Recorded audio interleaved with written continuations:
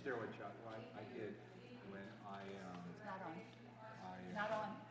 got poisoned up a Big Sur. I went to the urgent care. Good evening. This is the Recreation and Parks Commission of the City of Morro Bay. It is 1 minute after 6 o'clock, and we have a quorum with one commissioner, Miss June Swall, missing, and hopefully we'll find her. Oh, here she comes now.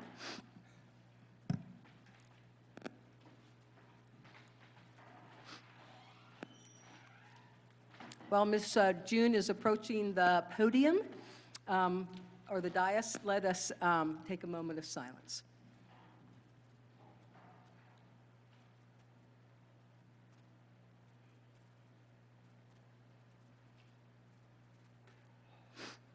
Thank you very much. Now we will stand for the Pledge of Allegiance.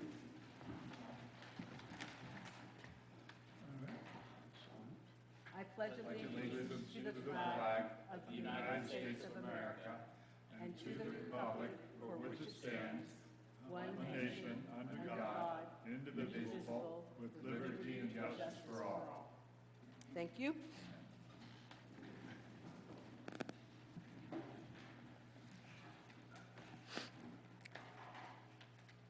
Mr. Carmichael, would these be your announcements and presentations? These would be. Thank you, Madam Chair. We just have a couple of slide presentations pardon me, little flyers to share with everybody, announcing the community closet. That is a new one to me. That, I think, is in conjunction with the citywide garage sale. So there's a group that will be hosting a sale right here in the Vets Hall. So this will be one of the locations on the garage sale map. Next slide. Some youth dance class. That's a new class for us. We've just added that a couple weeks ago, ages 5 to 12, 5:30 to 6:30, at the Morro Bay Community Center on Mondays. Come on out. All sorts of information there with regards to our kids camp, kids club. We are taking registration coming up pretty soon. So check out our website for registration opportunities for this summer's kids camp.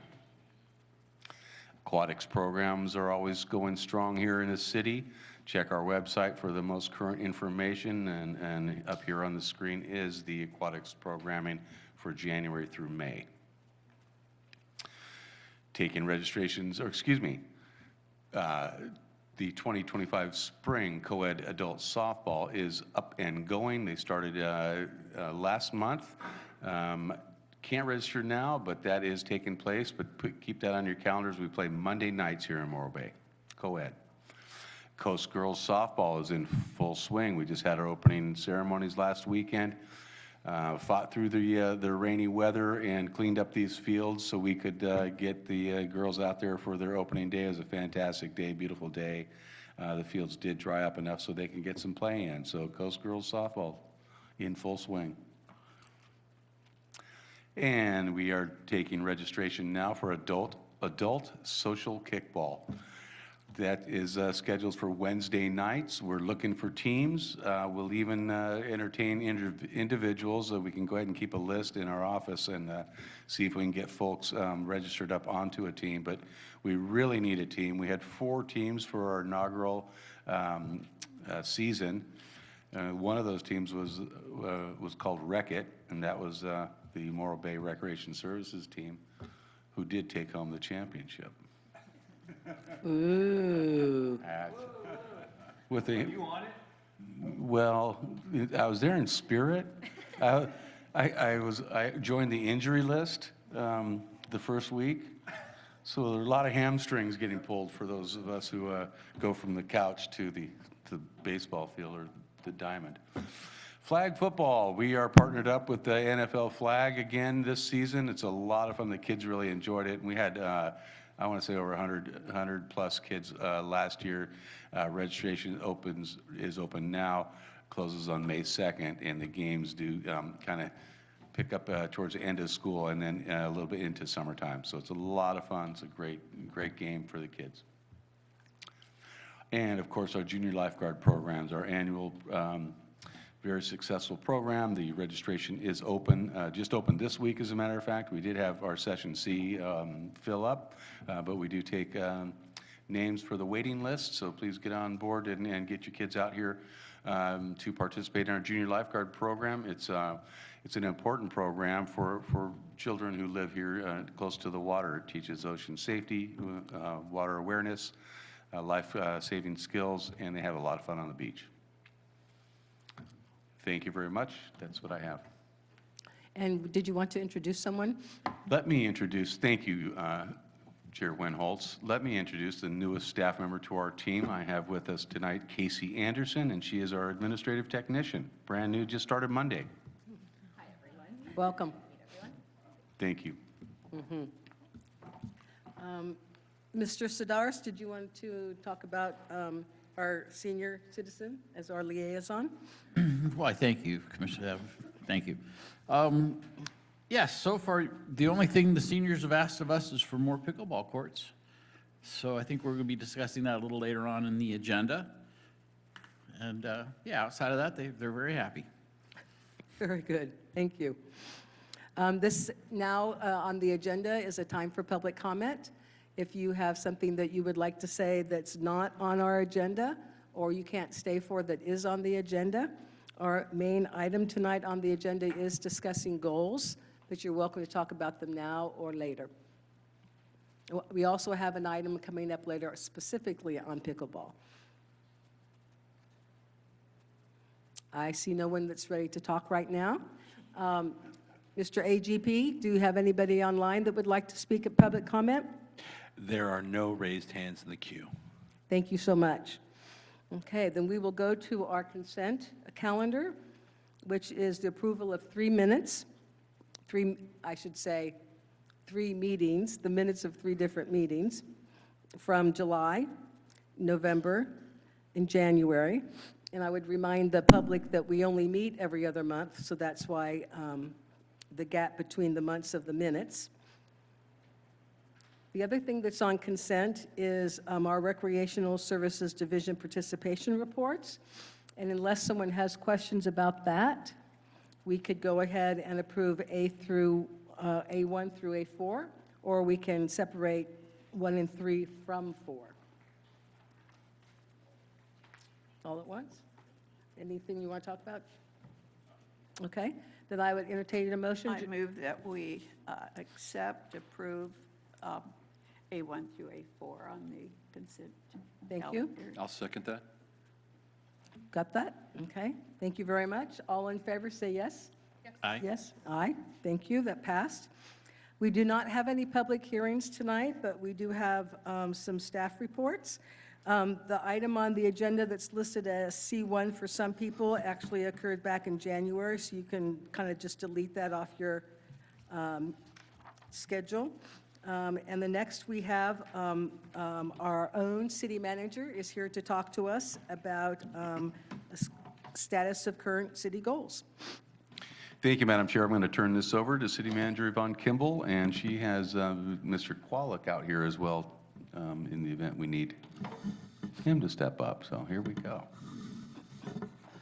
Okay. Well, thank you, Chair, and thank you, members of the Commission. It's such a pleasure to visiting with you today. Thank you for having me, and thank Mr. Carmichael for your dedication and for the introduction that you just provided. It is my pleasure to bring the council goal update before this commission, and then to talk about this new goal as well. So this is the lay of the land today. I wanted to give the commission an update of the overview of this process, and then really want to ask you for your input. And for your consideration, we also put on some background information, including the financial forecast and then status of the current goals. So this framework, the goal setting framework is really established by the City Council resolution in 2018. And the framework starts with council looking at the looking at overarching goals and have objections, and then the short-term actions are being solidified through the annual budget process. So this is three layers of three layers of process: the goals, and then the objective, and lead to annual budget. And this process requires a very, very involved public engagement process. We start the public inputs, including the survey. We conduct survey, and then I also visit all the advisory body meetings, and you are my last meeting in the last couple months. And we had the forum on the 13th, which is last week. And then Tuesday, we're going to have City Council goal-setting special workshop. So this is the process, and all these things require public involvement. And we're very happy that the survey results seem to reflect the effectiveness of outreach this time. We received 500 plus responses. And then what we asked the commission to consider is we want your input on the future goals. So in order to consider the future goals, we wanted you to start with what the existing goals. Do you think they're a good reflection of city's priorities? And if they are, then if they're not, then what's your suggestions? And if they are, then do you want to modify them? And so those are the questions that we put on there for the board, for the commission to consider. And in order to come up with goals, we really want to talk about the city's long-range financial situation. So the finance department had designed this 10-year fiscal forecast tool, and that's give us a long-range forecast. A lot of assumptions had to go into this, and all in all, it suggests that our revenues are not keeping up with the expenditures, especially the projects that we need to do. And then look at this one. We removed the capital needs, and this is just operational, and then it actually shows a much better picture. It appears that our revenue are keeping up with our day-to-day operation. When I say day-to-day operation, I mean police, fire, recreation services, and then some maintenance, minor maintenance of the streets and things. And so those are the planning services, those are day-to-day being taken care of. The larger paving, like we did this year, $4 million, cost us $4 million, that would be considered as a capital project, which that would require a substantial budget to fulfill. So altogether, again, look at this chart, is telling the same story. We have a narrow margin for large capital projects, such as the $4 million street paving, or if you want to build a new park, build a city hall or something like that, that's considered a large capital project. Just the day-to-day maintenance, we're in good shape with those needs. So moving on to talk about the current goals. The current goal, City Council adopted in 2023, right after the storms events. And at that time, City Council adopted 4 area of focus: public infrastructure, economic vitality, housing, homelessness response, and community engagement. And a total of 27 short-term actions are also being adopted through this process. Like I said earlier, the timing at that time was in response to the storm damages. So with that, we can see later on that the City Council put a lot of emphasis on storm recovery. And this is status update. We'll have out of the 27 short-term actions as of December of last year, we complete majority of them, and there's still some we're still working on. This is public infrastructure. area of, number one, area of focus. As you see here, City Council emphasize storm recovery, road paving, and then and also some projects such as upgrade this facility for meeting purposes. So there's 7 short-term action on there. I'm gonna go through this quickly, but I want to show you some pictures to suggest what have been accomplished. This is a street striping work being done by the Public Works Department, just to show them that our in-house employees can accomplish some things and trying to be creative and cost conscientious. Same thing, some project that we do on a day-to-day level to improve the quality of life, improve the standard of our infrastructure. Against the sidewalk repair, and there are holes in the sidewalk, and then before and after. So just small things that Public Works Department do to improve infrastructure. And the second area of focus is economic vitality. Under this category, there are 6 short-term action goals, and we accomplished some, and we're still working on some. I'm gonna move on, and then we can come back later if the commission have questions. And housing as well, we accomplished some, and then we are still working on some. Under housing and homeless responses, I'm very pleased to share that the City Council adopted the encampment ordinance early a year ago in 2024, and as a result, and also as a result of the hard work through the team of employees, the homeless encampment situation has been improved greatly. You can see the Quintana area has been improved. It's a lot more. It's cleaner now than a year ago. So we made progress. We're happy. We're pleased with the progress on that level. And also the city police department is coordinating with nonprofit organization to offer the shower program. That's that takes place in the library, and it's monthly, and folks can come to take a shower, and then also get some basic services, and also being connected to social services. So it's a good service. It's a good partnership as well.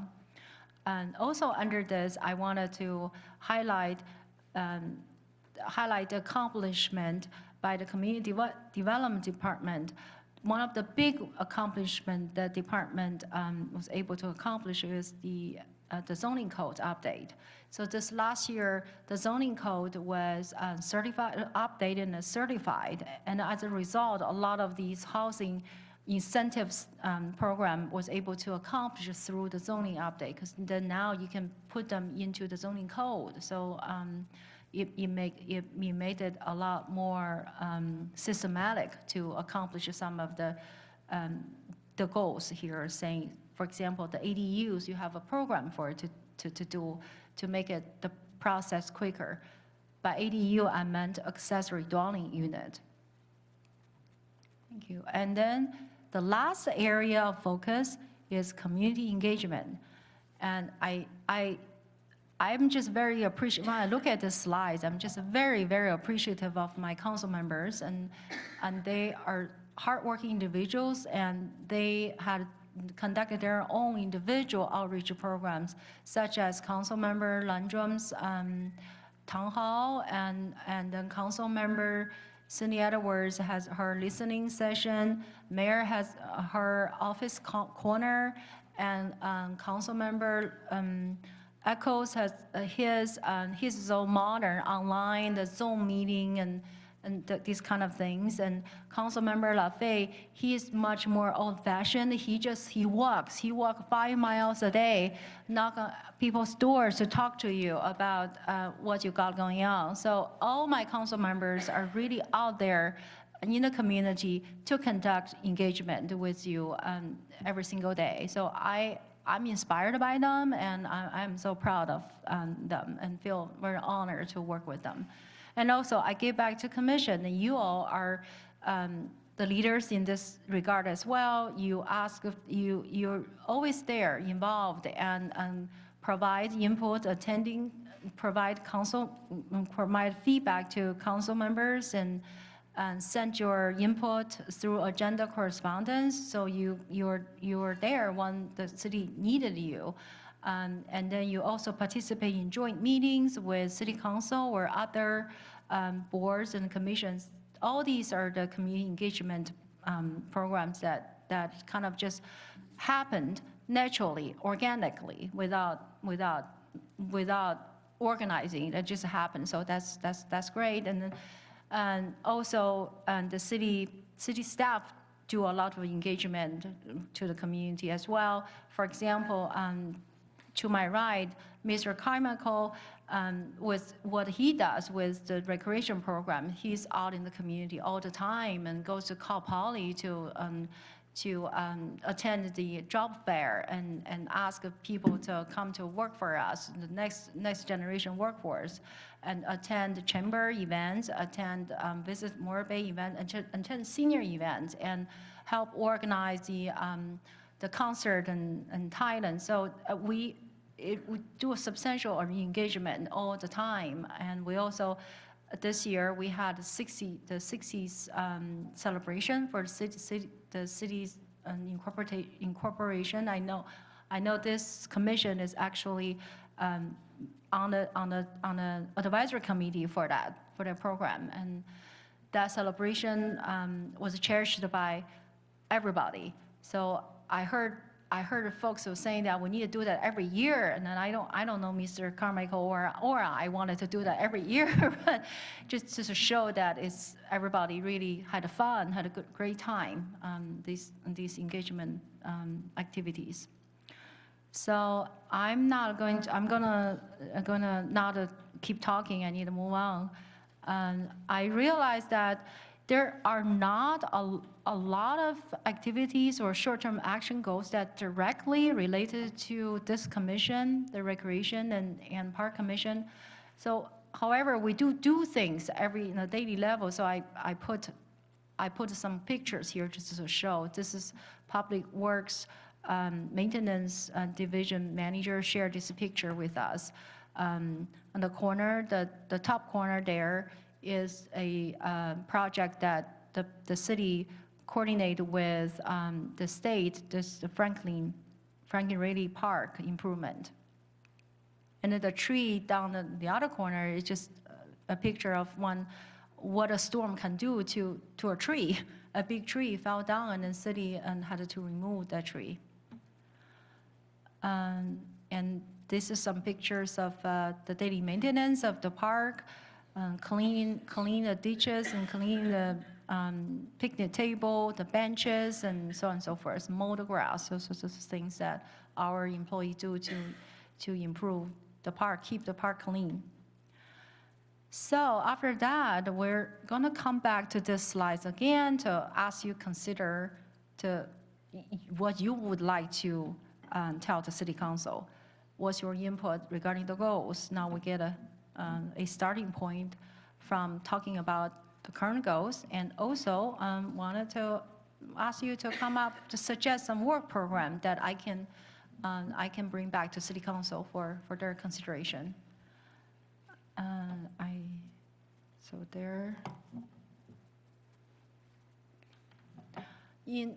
We can go through this one. This is basically to give the commission some food for thoughts. These are the things the Recreation Services had proposed for the following year. And from staff level, want to work with the school district to support their transitional kindergarten program. And then the office is going to develop a guide, community guide, and also want to enhance our event programs. And I have another one, didn't get a chance to add to it, which is event policy. So that's another exciting thing that we can look forward to. I also put Public Works, some of the Public Works information on there, in that I know this commission is very special. You have two group of city staff support you. You have recreation, and sometimes you have to have Public Works to support you. So I also add some information of the Public Works Department. And with that, this is the last one. Just give a nice picture of the city. I like this picture. So and I want to thank you for your contribution. Thank you. Thank you for that report, for sharing the broader goals of the City Council, what has been, what can be. And I would like to go back, if you don't mind, to those goals proposed by the Brecken Recreational Services. I got some of those down, but could we go back to that first slide that had 1, 2, and 3 for 2025 to 29?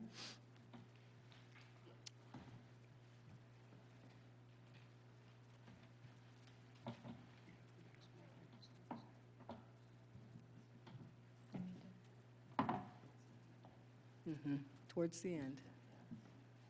No, I don't. Do you have it in yours? I didn't see it in ours. Did you see it in yours? Commissioner Fazio found it for me. Page 79. We're going to look at page 79. Yeah, that's correct. Also, Here we go. in your packet, page 79, you will have the exact same thing. Thank you, Commissioner.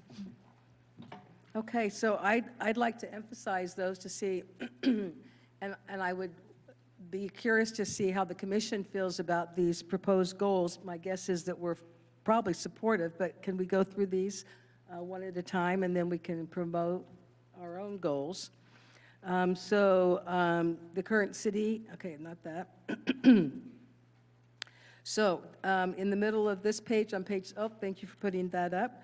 Number 1 was to collaborate with the school district with their struggling TK program that they almost got rid of.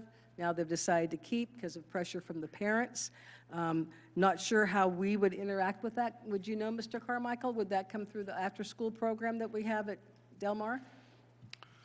Yes, that's correct. It's a service that we'll provide through our Kids Club program before and after school. So we're working with the school district to determine the number of students and the cost associated with this assistance that we will be providing the district will take place this upcoming school year, so 25-26 school year. So this is an activity that's already in process. And will that necessarily then, is it just one of our now day-to-day operations, or is this actually something that we need to move to City Council as a goal or an activity under a goal? Go, please. Thank you, Chair, for the question. The way I see this is going to, of course, with commission, if commission does not object to this program, we're going to incorporate it into our budget and performance goals. So that's more on the staff level, and we can allocate a resource for that. Okay. So we won't proceed that as a part of the goal or a sub-goal? Yeah, It's just one of our activities that it's now incorporated into the department. Right, Okay. that would be good, yeah. Thank you for that clarification. So number 2 is to develop a comprehensive community activity guide program. This is something that those of you who have lived here forever remember as the Tides magazine that we put out. Yes. And it used to come out monthly, I believe. Commissioner Sidaris, do you remember? I believe it did.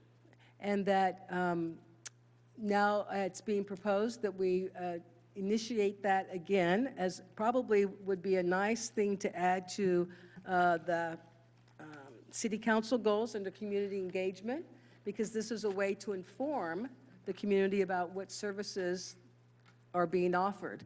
And I would assume that maybe we would do this quarterly or per season because of the nature of our recreational games, or per season. And any feedback from the commissioners on that? Who would be responsible? You have to turn your thing on. And who is responsible in the past? How has that worked for that publication? Mr. Carmichael?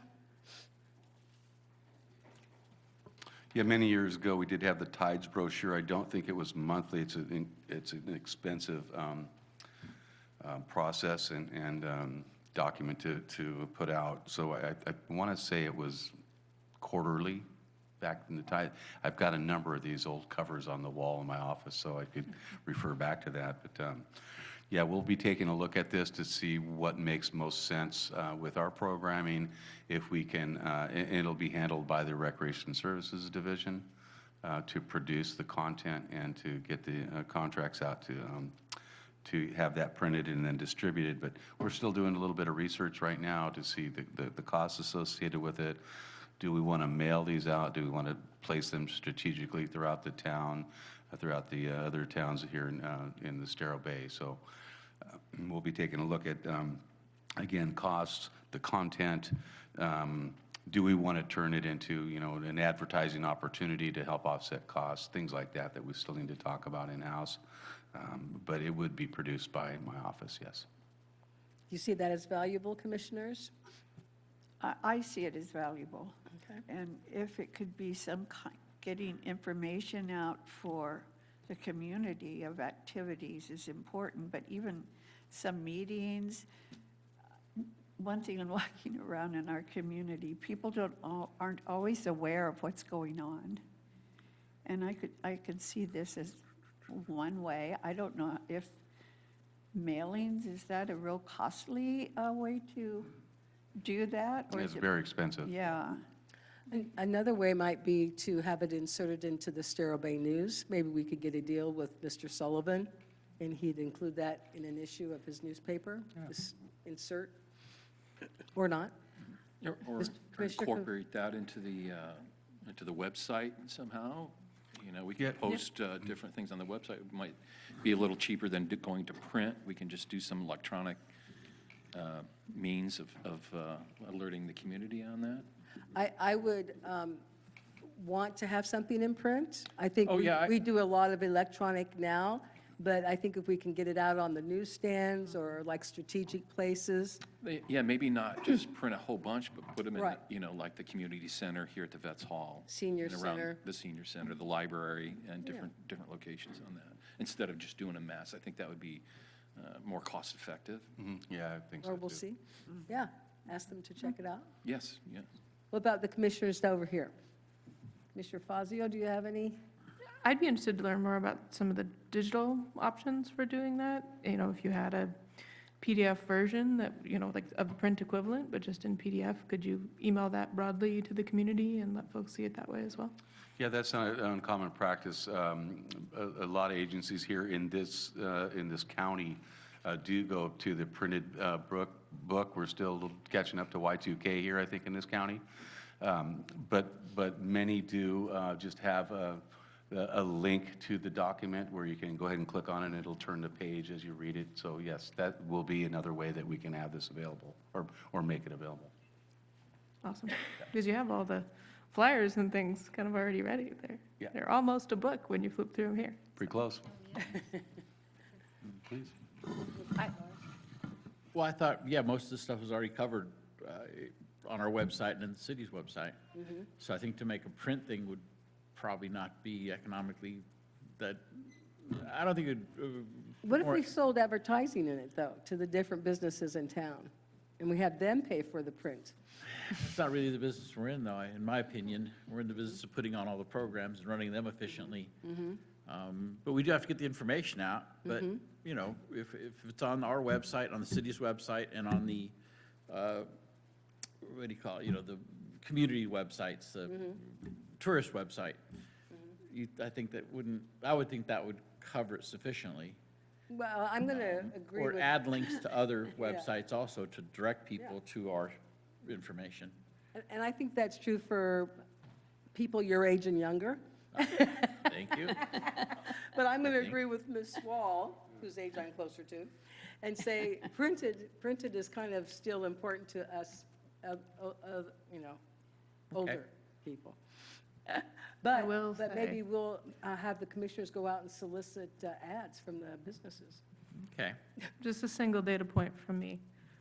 I do love when I get them in the mail, the recreation, I read them cover to cover, and like I get the one from Cuesta and other places, and I genuinely enjoy reading them. It's one of the only pieces of mail that I do read cover to cover, so, just putting that out there. Yes, and I often wonder why our staff isn't in the hero section of some of those parks magazines. Got to do something about that. Well, what I was gonna say to add is that we're gonna consider to balance the needs of our citizens, and we'll make it available through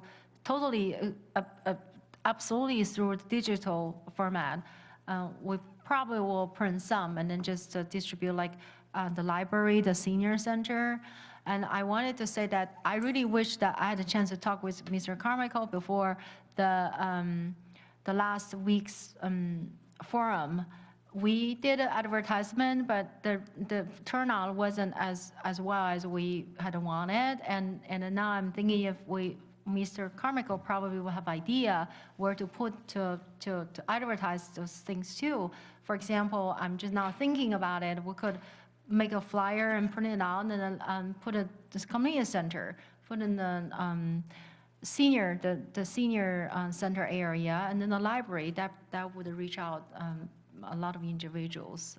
So yeah, so I see.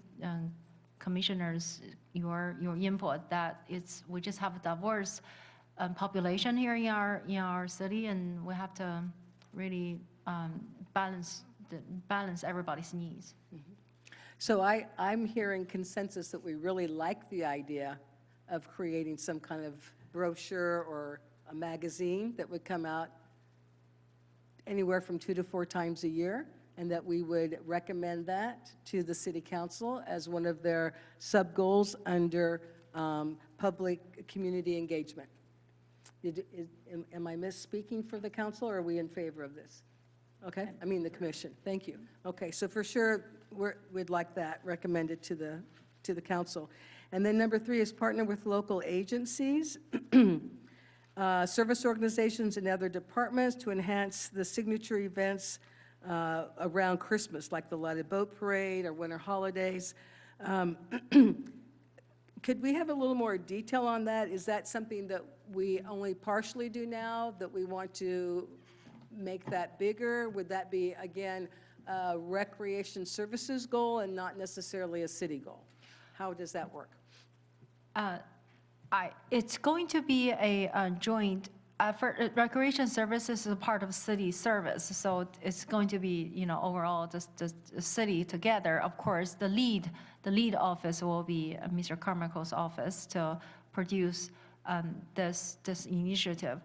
And he's going to be our hero on this, so I'm going to kick it over to him. So if I understand your question or comment, is this something that we currently engage in right now? This I think kind of we do outreach? partially. Is that right? Is it the Rotary that's in charge of the Lighted Boat Parade, but we're in charge of what happens at City Park? And are we trying to make it one umbrella? Yes, so this, as you might recall, was a city event many, many years ago. The Rotary took over the operations of the parade, or the organization, I should say, of the Lighted Boat Parade a number of years ago. I'm looking to bring that back to city control, mostly because it does involve city offices in order to make this event happen. Our harbor department is very involved, our police department is involved, fire is there for safety. The Public Works does get out there to assist with barricades or other things of that nature that we might need. So it is a very heavily city-involved event.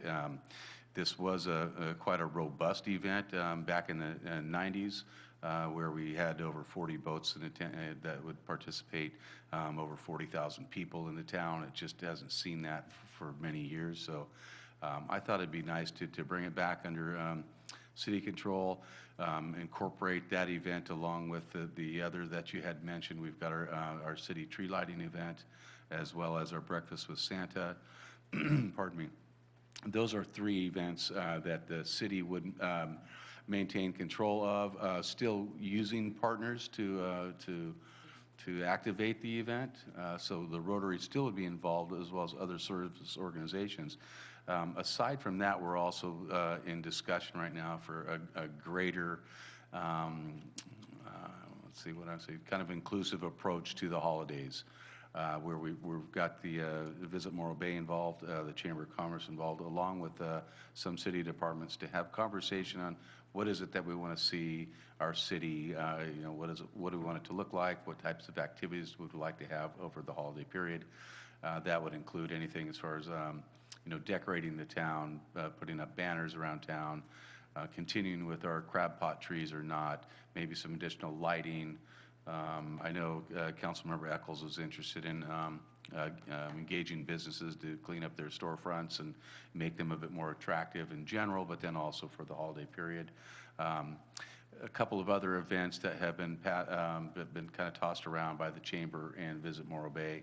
I don't think I'm going to speak to those exactly right now, because some of them they're not really set in stone yet, and I don't want to get people excited about things and then not have them happen. So, but that's the greater vision of that goal. And then just for clarification, is this your department goal, or is it a goal that we would recommend go under the city council goals? Yeah, so this is one of the 3 of my division's goals that we are looking to do this year, that I'm going to put into the budget. As far as how it fits in with the greater city goals, it does fall within the city goal of community engagement. So it's a subset, I guess, if you will, of the greater city goal. Is there any input from the commissioners? Are you in favor? Have suggestions? Do you think it's not a good idea? Well, I'd have a question. So we're not going to incorporate all that into like one weekend. We're still going to have like the boat parade and then the pancakes with Santa or whatever. Those are just separate still, but the Rec and Park is still going to facilitate the. Yeah, so Recreation Services will continue with the tree lighting, will continue with the breakfast with Santa. Those are on set days. We do the first Friday in December for the tree lighting, and then the following Saturday for the breakfast. We typically would host or have the lighted boat parade on the first Saturday of every December. However, it's weather dependent and tide dependent. And so unfortunately this year we took a look at tides, and the first Saturday in December is an incredibly low tide, which is not real conducive for boats to work their way back into Tidelands Park area. So we made the decision to move this event, the boat parade, to the following Saturday, where we'll have about a 4-foot tide, which is much easier for the boats to maneuver. So to answer your question, it'll be activities throughout the month of December. Good, thank you. Yeah, Think that's good. yeah, I'm in favor of that. Yeah, they do a good job with that. Very good. Commissioner Swall, any comment? I just think Is your thing on? it's exciting to have these events for the community, and you're doing a great job with it. So just all the better that you keep moving. Thank you. Commissioner Sedaris? Well,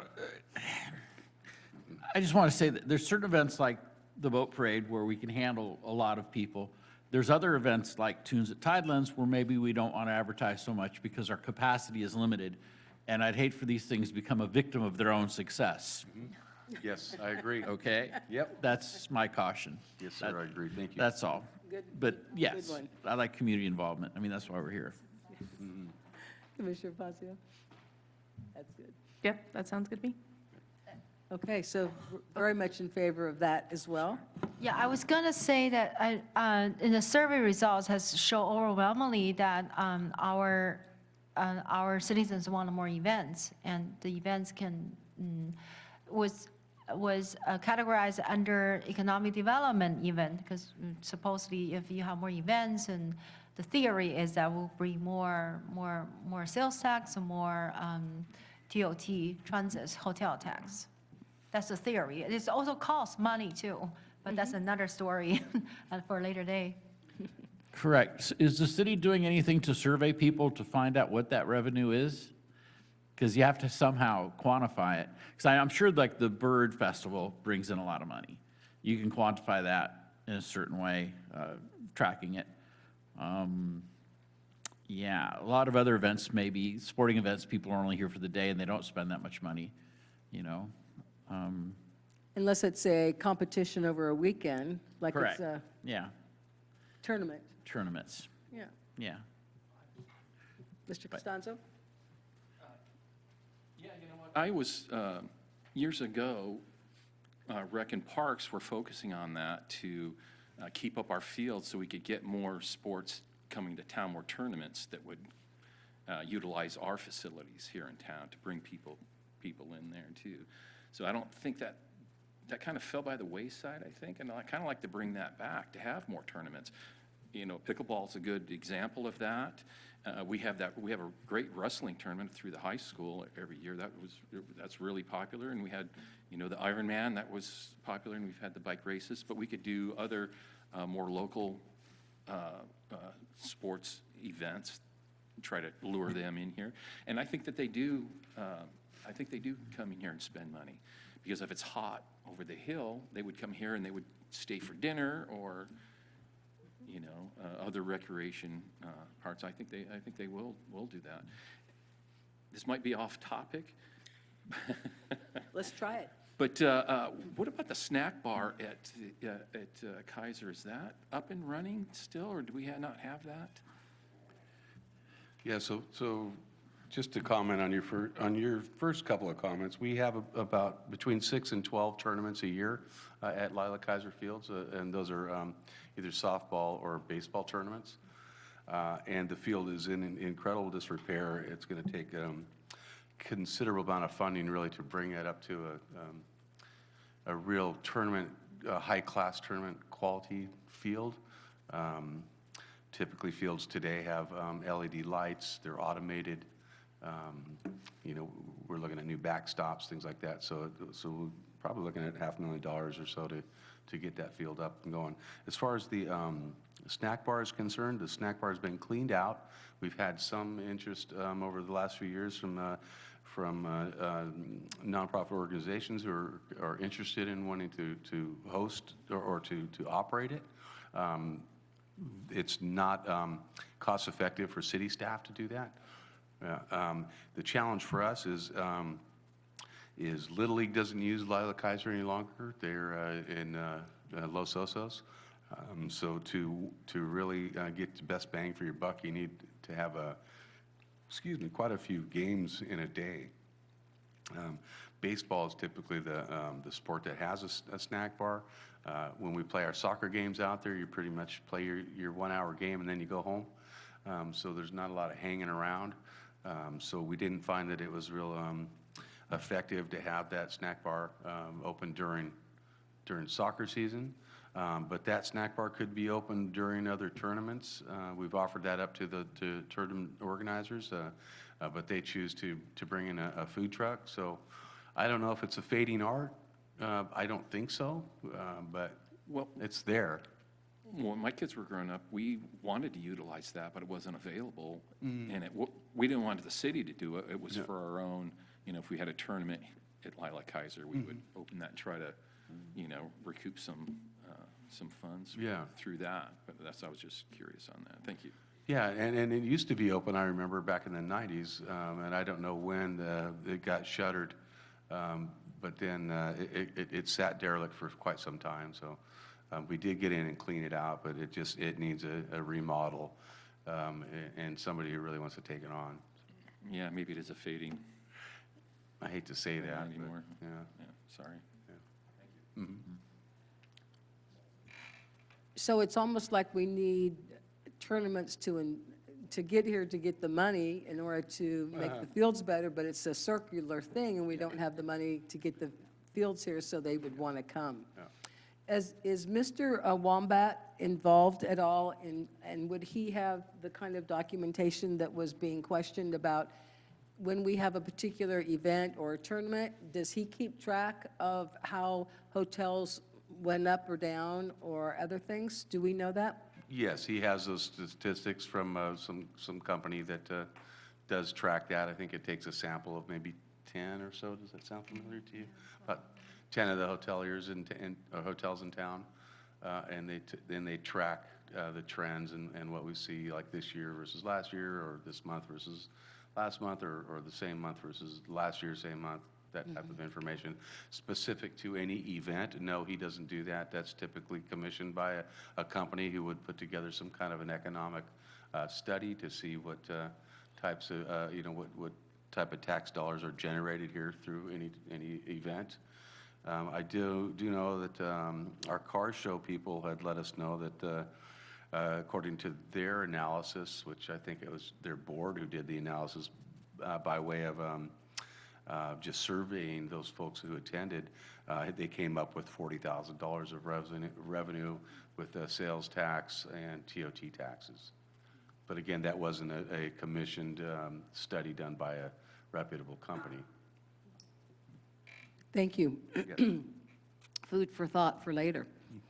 So to summarize, so far, we're backing, and we appreciate the goals that have been proposed by the Recreation Services Division, and we encourage those to come to the council, either through their budget and/or their goal setting next Tuesday. I think, are there other goals that we as commissioners would like to suggest, either within these 4 topic areas, or maybe get rid of one of these topics and put in a different topic, or add 2? I have a few myself, but I'm glad to share and let anyone else go first. I do have a question. So we have the 3 goals. I think they're great. I'm supportive. I noticed that like sports programs are not included in these goals. So is the assumption there that kind of continue as we have been doing with the sports programs? We feel good about that, and we don't feel the need to take a goal there? Yeah, we will continue on with our regular operations with youth services, our other events, our sports programs, yes.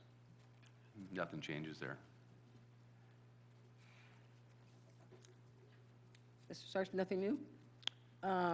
Ms. Swallow, anything new? Are you inviting our Input? input with goals? Yes. Yeah, I'm hearing, community input in some of these meetings. And it sounds like, everybody's very interested in a healthful community, therapeutic environment.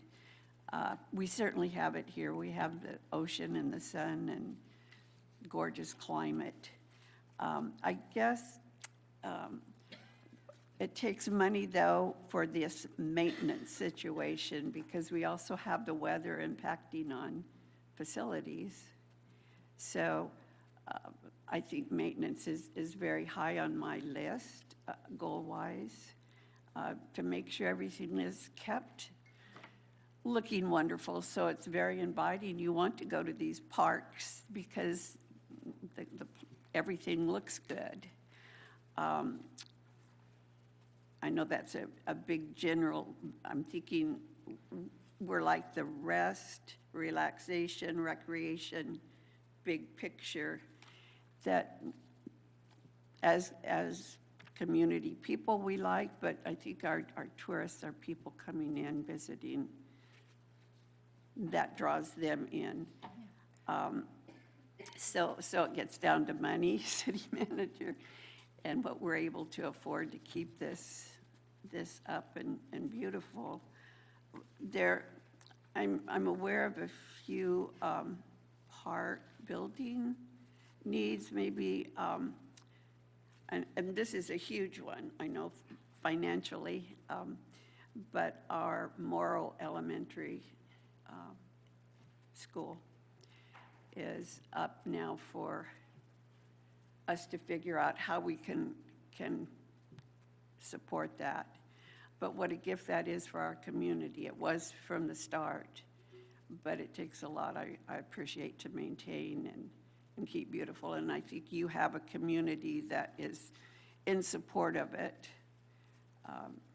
Just coming up, there's so many, not just the grounds for recreation, but the building itself with the large room for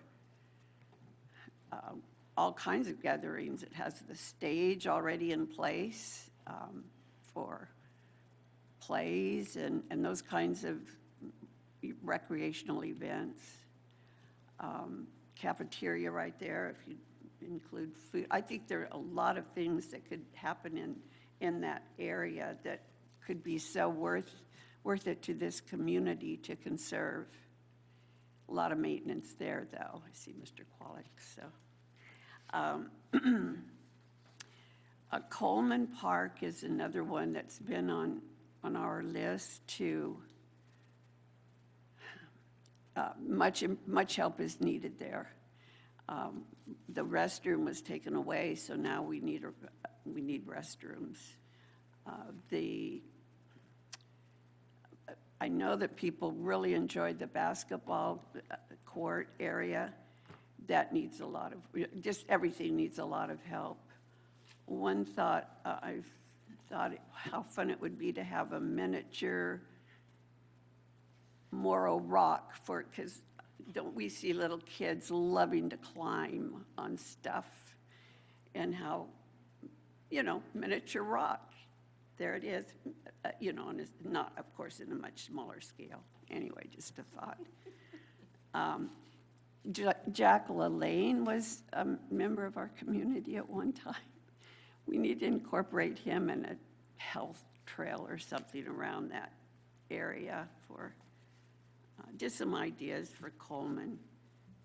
And of course, I know we're going to be talking about pickleball, and that could certainly bring in a lot of revenue with increase, from what I'm hearing from the pickleball folk, with their ability to bring people in for competition, for tournaments. So I keep looking at that area at Cloisters Park along Highway 1, and, possible area for adding on to the parks. We get limited at the Del Rey Park. But of course, I know I'm talking about big pie in the sky things, but it's fun to dream.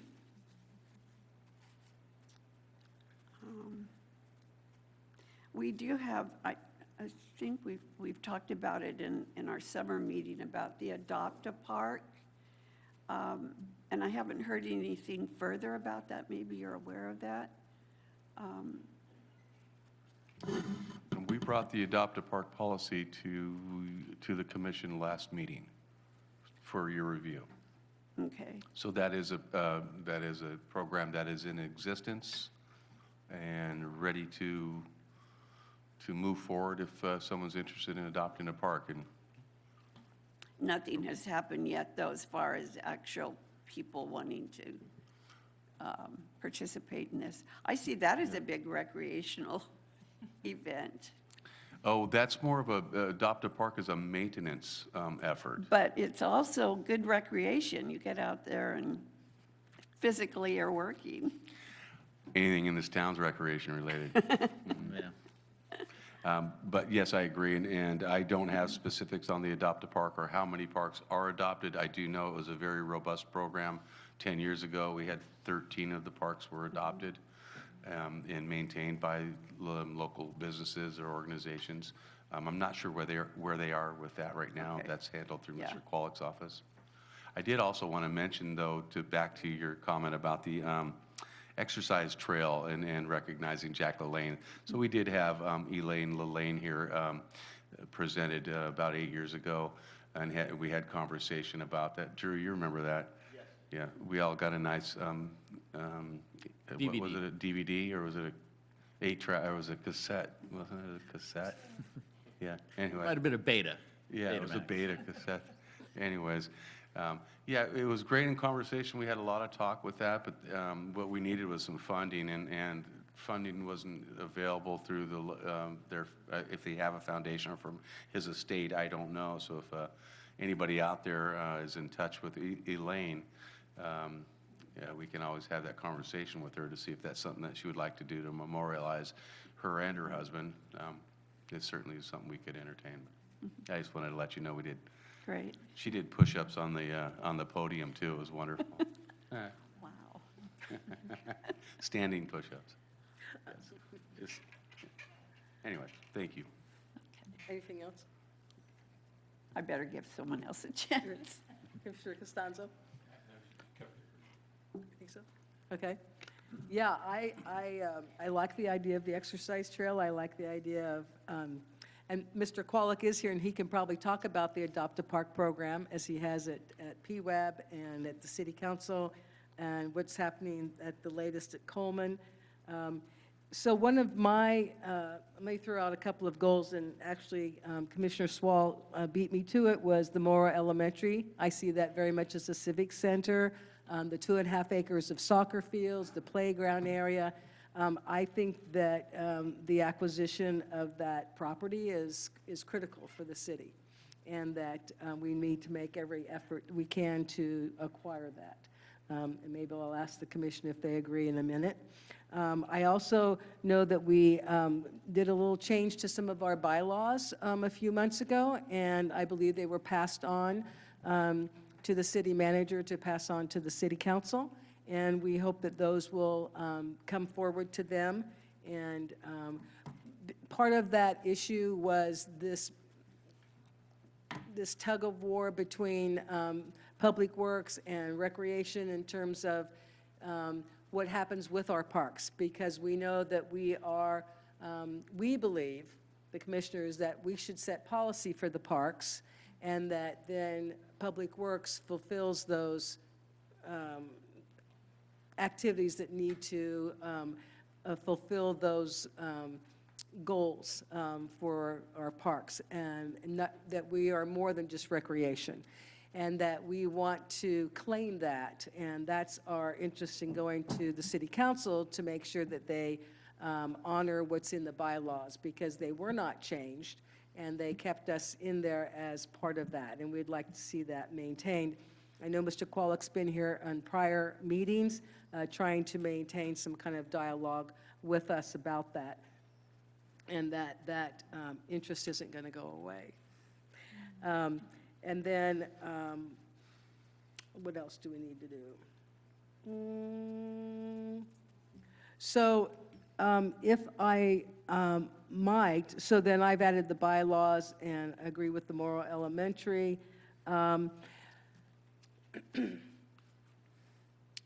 Is it okay now to ask Mr. Qualick to come up and talk about those things, or should we do that in a minute? The Adopt a Park and the what's going on with Coleman, if you could give us an update. Thank you for the opportunity, Chair, to come up and speak, and thank you, Rec and Parks Commission. Is there a specific area of the Adopt a Park policy that you'd like me to talk about, or? I think what I heard going on was, are people participating in that? Are there more groups? Do we need to let other groups know to participate, or do you think our parks are being handled fine by your maintenance department, or is it helpful to adopt the park? What helps staff? Thank you for the question. We do have 2 or 3 Adopt a Park applications that are in progress that are being handled by the Public Works Department. I would not say that we have a larger scale program as described by Rec Manager Carmichael regarding trying to get businesses to do that. I wasn't aware of that, and I don't think there's been a ton of communication internally about that program and what it can be. So that'll be on my list of things to talk to Mr. Carmichael about for the future. You know, is it worth it? What level of participation do the businesses have in those cases? I imagine maintenance would still be very much a part of it. So I think for right now, I mean, the policy just came to the Rec and Parks Commission at the last meeting. I'm not sure if the City Council has to approve that policy, so that's something I'd want to look at. But the Adopt a Park program pre-existed your last meeting, and we do have a couple of applications in progress. So I'll leave my comments there on that. And then on Coleman Park, we sort of had a breakthrough after 2 years of some stagnation on that project.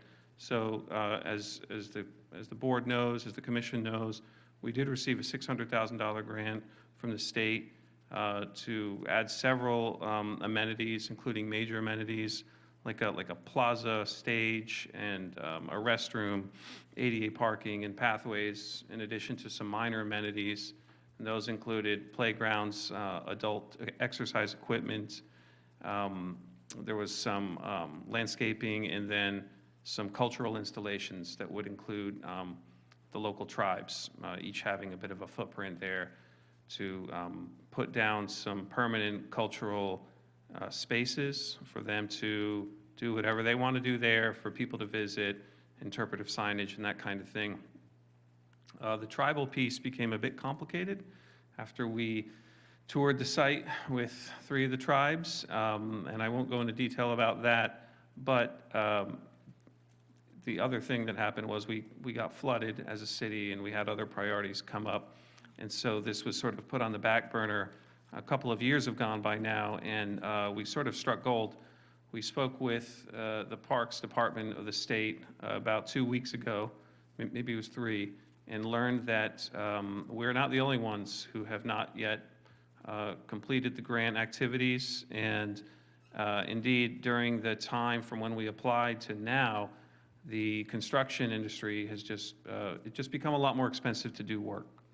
And so because of that, the Parks Department at the state has allowed grantees to de-scope items from the original application. And so we are already in talks with the state about de-scoping some of our items, and but we still get to keep the full money. We still get to keep the full grant amount, which is a great thing. And so our next steps now are going to be to put out an RFP for design services. And our plan is that once we have that consultant on board, we get 30% plans, and we come to the Rec and Parks Commission to review what we're thinking for that site. And you know, there's been some recent proposals by a couple of council members that I've talked to about potentially putting in a boathouse there. There's also some other ideas of what we should take out. And so we've also met with Cal Poly, row team that would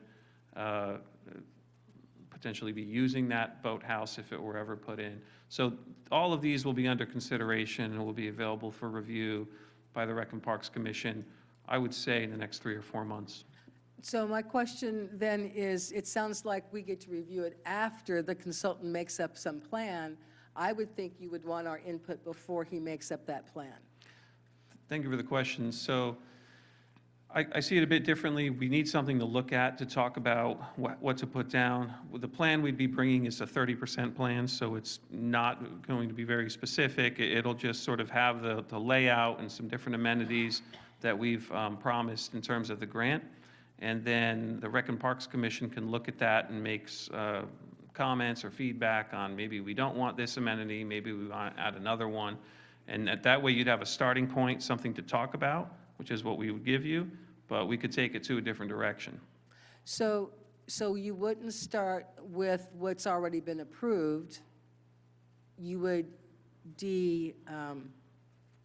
Content? what was the word you used? De-scope. De-scope. You would take some projects out via the consultant, and he would make that decision? Thank you for the And question. then we would look at it?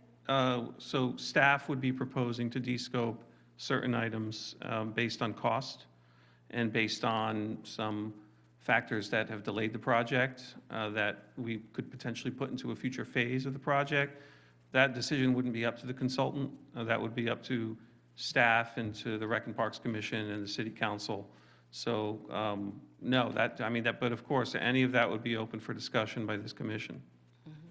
If I could interject, though, just as a reminder, we did hold 2 public hearings, maybe 5 years ago, Craig? It was 3 years ago. 3 years And ago. it was, I think, October or November of 2021. Yeah. So 3.5 years ago. It was 2 public meetings on site. We also brought it to the Public Works Advisory Board and to the City Council for review, and we did get city council direction to apply for the grant based on the amenities that were brought up at those meetings. So I do appreciate that, Manager Carmichael. Yeah, we're definitely not just making this stuff up. And now that we have a $600,000 grant and a total project budget currently with revenues at around $920,000, you know, we have made some commitments on what we're going to put in this park. And the de-scoping process is not as simple as us telling the state, hey, we want to take out this or that. We would actually have to make a proposal to the state, and the state would have some de-scoping committee that they have review our request, and then we would get a determination as to whether or not we could de-scope certain items. And the goal of the de-scoping would be to remove any items that are making the project cost prohibitive or that are stalling the project.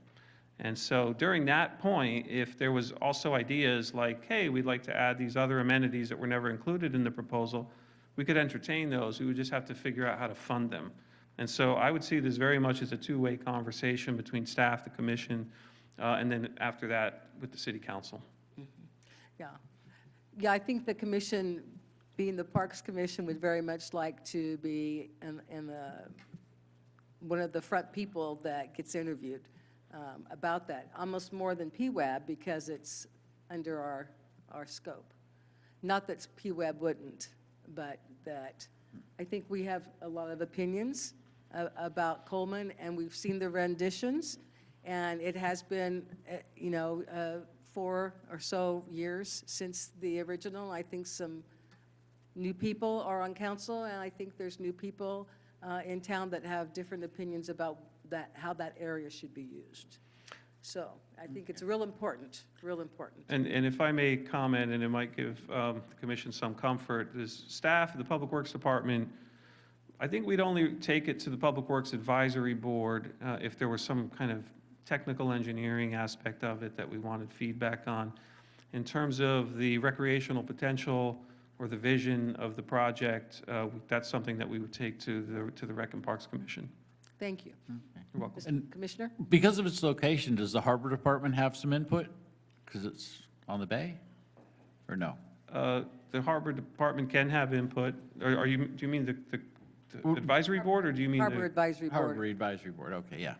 They could, and if I recall, and this is 3.5 years ago now, but at the time, we invited all commissions and advisory boards to the public meetings, and so we could do that. There's also a question about the waterfront master plan, and I discussed that at length with Director of Community Development, Erilyn Singewald.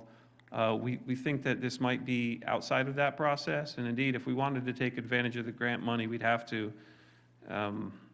we would not meet the timelines of the grant funding if we were to wrap it into the waterfront master planning process, which is why I believe that it's very critical that we get feedback from the commissions and perhaps the advisory board for the harbor as well. Okay. And can I ask something about the Adopt-A-Park? Has it been your experience, so in Adopt-A-Park, these businesses could go down there and do the physical work, but would it be more beneficial if they just contributed some money to offset the cost of the maintenance, as opposed to trying to get people down there to safely, properly do that work? Thank you for the question. I think it just depends on what the purpose of the Adopt-A-Park agreement is in that particular case. Okay. So broadly, I'd say we do it on a case-by-case basis. For example, if there's a user group or a nonprofit organization who really wants to have some sort of special garden or something, we probably wouldn't want to be involved in the physical maintenance of the vegetation there, and we'd prefer that they work on that, and we're not really involved. We have an Adopt-A-Park agreement, there's insurance requirements and things like that to protect the city, and also it gives them some privileges over that area and discretion on what they do there, where there could be other situations where we really do just want the money. So it depends, I would say, and again, we haven't really built it out beyond the groups that are already involved in Adopt-A-Park agreements, like the seniors and Franklin Riley area. So it's certainly something for discussion, though. Okay, yeah, because we want to see what works best. Yes. Okay. Any other questions from? Could I just ask in regard to people who've offered to do these things. There was a group in Cloisters Park. You might have been at that meeting, and they were interested in working in that park. Have they come forward? Thank you for the question. I haven't heard anything recently. There was a relatively active, I believe they call themselves the Cloisters Committee or something like that, and we met with them roughly quarterly. We took a tour of the park, and it was more of them just asking for certain maintenance tasks to be done, like painting the fence the correct color that was in the original, I think it's in the CCNRs or something, salty dog blue, if I recall. And also for us to dredge the pond and maintain that because it's overgrown with weeds and some other minor items. But I don't ever recall them coming forward with kind of an idea where they would take on work. If you have someone in mind, feel free to send it. She was at the meeting where you were, I believe you were present in July. And we can look her, I think she's in the minutes probably. Okay. Yeah. Well, I'm under the impression that the Cloisters is sort of a separate type of park because they're supposed to be paying for the maintenance of that particular park because that's part of why we let them build there. And that deal might need to be looked at again by the city because it wasn't structured in a way to keep up with inflation. I'll comment on that. Thank you for the opportunity to comment on that. And I think there's some truth in your comments. I don't know that the city will ever be able to take that on in terms of, so yes, the city allowed the Cloisters development to be built through a coastal development permit that conditioned the property owners there to pay into an assessment annually to the tune of about, I think, around $1,000 a year, and that results in around $150,000 a year of revenue to the city, and then the city uses that $150,000 a year to perform maintenance in the Cloisters Park. Now, the unfortunate thing is there was no CPI escalator to that, which means that whatever $100,000 bought you in 1996 when the development was built, it does not buy us the same thing in 2025. And so we're able to do less with that money. There was, in the minutes of a meeting from about 20 years ago, the city council, I believe it was in a vote that we would subsidize maintenance of the Cloisters development with the general fund. So if there were any overruns of that 150,000, I think it's actually 144,000, if there was any overruns there, the general fund would pick it up. At this point, it's sort of seen just as a contribution to the maintenance of that park and other parks. It does not pay for the maintenance of that park, so the city does subsidize maintenance of that park every year. And it's not clear to me, if you look at the documents, that the Cloisters development is required to pay for the full maintenance of that park into perpetuity by any means. And there's certainly an argument to be made that it was never designed to do that, and therefore we shouldn't increase the assessment. I feel like I'm going to bore everyone in talking about assessments, but just one last thing. If the city were to pursue increasing that assessment, that would require a Prop 218 process. And we don't have that many properties there, and for the neighborhood to beat it, they'd have to get 50% plus one protests on that. Which I don't think would be very hard for them to do, and I feel like it would be very unlikely that we would be successful in trying to increase that assessment. And in doing so, it could even somehow risk the current assessment that we get now. So just some thoughts on that. Okay, well, thank you for that. That's very informative. You're welcome. I would throw in on that comment to say that the current acting city attorney was the attorney at the time. It would be curious to hear from him what, if anything, we can do, not just about Cloisters, but I would also say North Point. And if there's some kind of information we have from the finance director about how much we're breaking even or not, do we get to turn off the lights on North Point Street if we can't get, we only get $5,000 from them a year or something, maybe 25, it's very minimal. So can we start reducing what we do if they're not willing to pump in some more money? I mean, I think there's conversations that can be had. And I can have those with the city attorney, so thank you for that Yeah. suggestion. Anything else about that? Okay. I do have one question, and maybe it's not appropriate here. Since the parking is on here, maybe I should go to city council meetings, but have we approved to put parking meters in Morro Bay and to charge for parking in the city? No. No, okay, good, because the locals don't like that. Well, I want to qualify that we do charge for parking at the boat ramp. Correct, correct, but and people other expect than that, no. It's been that way a long time. Yeah. Okay, thank you. You're welcome. Thank you, Mr. Kwolek. You're welcome. I think that's been beaten. So where are we? We've made a couple of recommendations in terms of our own department or division, recreation. We've also, maybe I need to ask about a couple of things that Commissioner Swall raised about Morrow Elementary. Does this commission want to take a position on that? Is that something we should acquire? Or encourage them to investigate? I think that's outside of our area of operations. I don't It's think owned by the Board of Education, right? No, but it's in the process of being sold.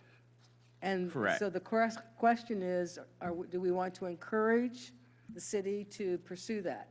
Because I think they are under the direction of the city council at this point doing that. And do we want to support the city council? Because we want to use part of that property for recreation. Absolutely. Or a civic center, like Ms. Wall was saying, even the rooms could be used as a, We already utilize that, too. Okay. As a soccer field already. I mean, maybe you would move the Parks and Recreation Department over to that building. And that becomes, Well, he says, no, thank you. I'd be of the opinion that if we could afford it, it would be very nice to have. But that's really, up to the city council, the mayor, and yeah. But you see it as valuable to you? I as see, well. yeah, Vail, yeah, if it could, yes. Okay. Anybody else? It's probably more than we have in our budget. Well, I think it's philosophical at this point. Okay, yes, philosophically, yes. I'm in favor of acquiring that property. Yeah. It's a Okay, great okay. piece of property. It'd be an asset for the community. I have some other, I don't know if you want to get into the whole thing, but that was given to the community for the use of the school, I don't know if we're parsing, Yeah, we don't want to go there. we don't want to go there. Okay. Yeah, it's just Yeah, but whether I'm in we're favor of that, too. in That's a the- great in the piece of property. Contemporary, Yeah. okay. Commissioner Fazio, you have opinion? So is the proposal to add an additional goal? Yeah, I would assume come under public infrastructure, that we would encourage them to acquire that property in whatever way if it's feasible. Cool. Okay. Okay, so that's unanimous, that we support that. And was there something else that was on your list? Or did we cover everything? I think we did. Okay. So, and pickleball is yet to come. In terms of other goals that may or may not be directly related to recreation and parks, next Tuesday, as a reminder, 3 o'clock in the afternoon in this room, we will be discussing, the city council will be making decisions about their goals, their goal statements, and their short-term actions. Encourage everyone to show up for that. Before we leave this item, we need to go to public comment. Is there anyone in the audience that would like to speak to goal setting?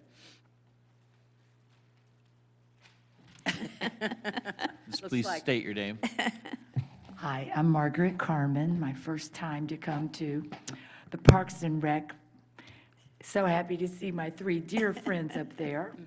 I don't know well, first of all, I want to comment about Coleman Park.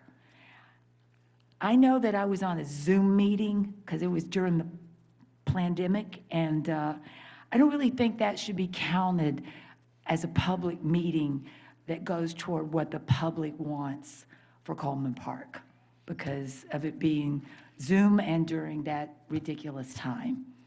No, I was on a Zoom meeting where I saw the plans and I was like, that looks like Disneyland down at the park, but that's another thing. And I don't know where this fits in, okay? So tell me to get off the podium. when we saw Ms. Yvonne's, the city council goals, or the city's goals, and it said they still have as their goal offshore wind. And I want to say, where does Dog Park, which would be destroyed by cables coming in there, and you as recreation, and the city, and the ocean, and the park, where does that come in? Because I think those are very contradictory. So that's my thought. And I just am so happy you made a stand about keeping the athletic fields as much as we can for the heart of our city. So thank you very much. Thank you. Anyone else? So was there a question about Dog Beach? Was that? She did throw that out there. Oh. I know that it's under a city jurisdiction, or is it still, is it really within our city limits now, or is it, or just the sphere of influence? I believe that it is outside the city limits, but it's a property that's owned by the city. Oh. Yes, so what we would probably want to encourage as a goal, again, under public infrastructure, is for the city council to bring that inside city limits then. We'll have to double check that, but I think you're right, we can take that comment. yeah. Okay, thanks for raising that. Mr. PG&E, APG? There are no raised hands in the queue. Thank you. Sorry for the letters. AGP. AGP. Okay. Can we just talk about that for a second? Does the commission have any opinion about Dog Beach? It's in our sphere of influence. Do you think it needs to be inside our city limits? I don't know what the mechanics are, so it's kind of hard to say. To say, okay. Yeah. Maybe our recommendation would be for the council to look into that. And that we don't have to know the answer or the mechanics, but they could check into that. Correct. Because it's been years since it was in our sphere of influence. Okay. And in fact, the Back Bay is the same way, down to North Point. So maybe that's something council needs to look at, that we have two spheres of influence that have yet to be brought into our city limits. So you want to annex that into the city? That's your Is that the goal goal? of doing a sphere of influence, is that then you subsequently bring that into your city limits? Does the city pay tax on that sort of thing? I don't think the city No? pays taxes. Okay. No. Well, I don't know. Okay. So we would, yes, So let's first clarify the limit, boundary, and then once if it's not in the boundary, and then we can let's do the clarification. The zoning map has been changed, so that may, we may have some update that we want to clarify that first. thank you, I think that's perfect. Okay, let us end this item on our agenda and move on to our next item. Madam Chair, if I could request a 5-minute break before we launch into pickleball. Surely, Thank you. thank you. 5-minute break?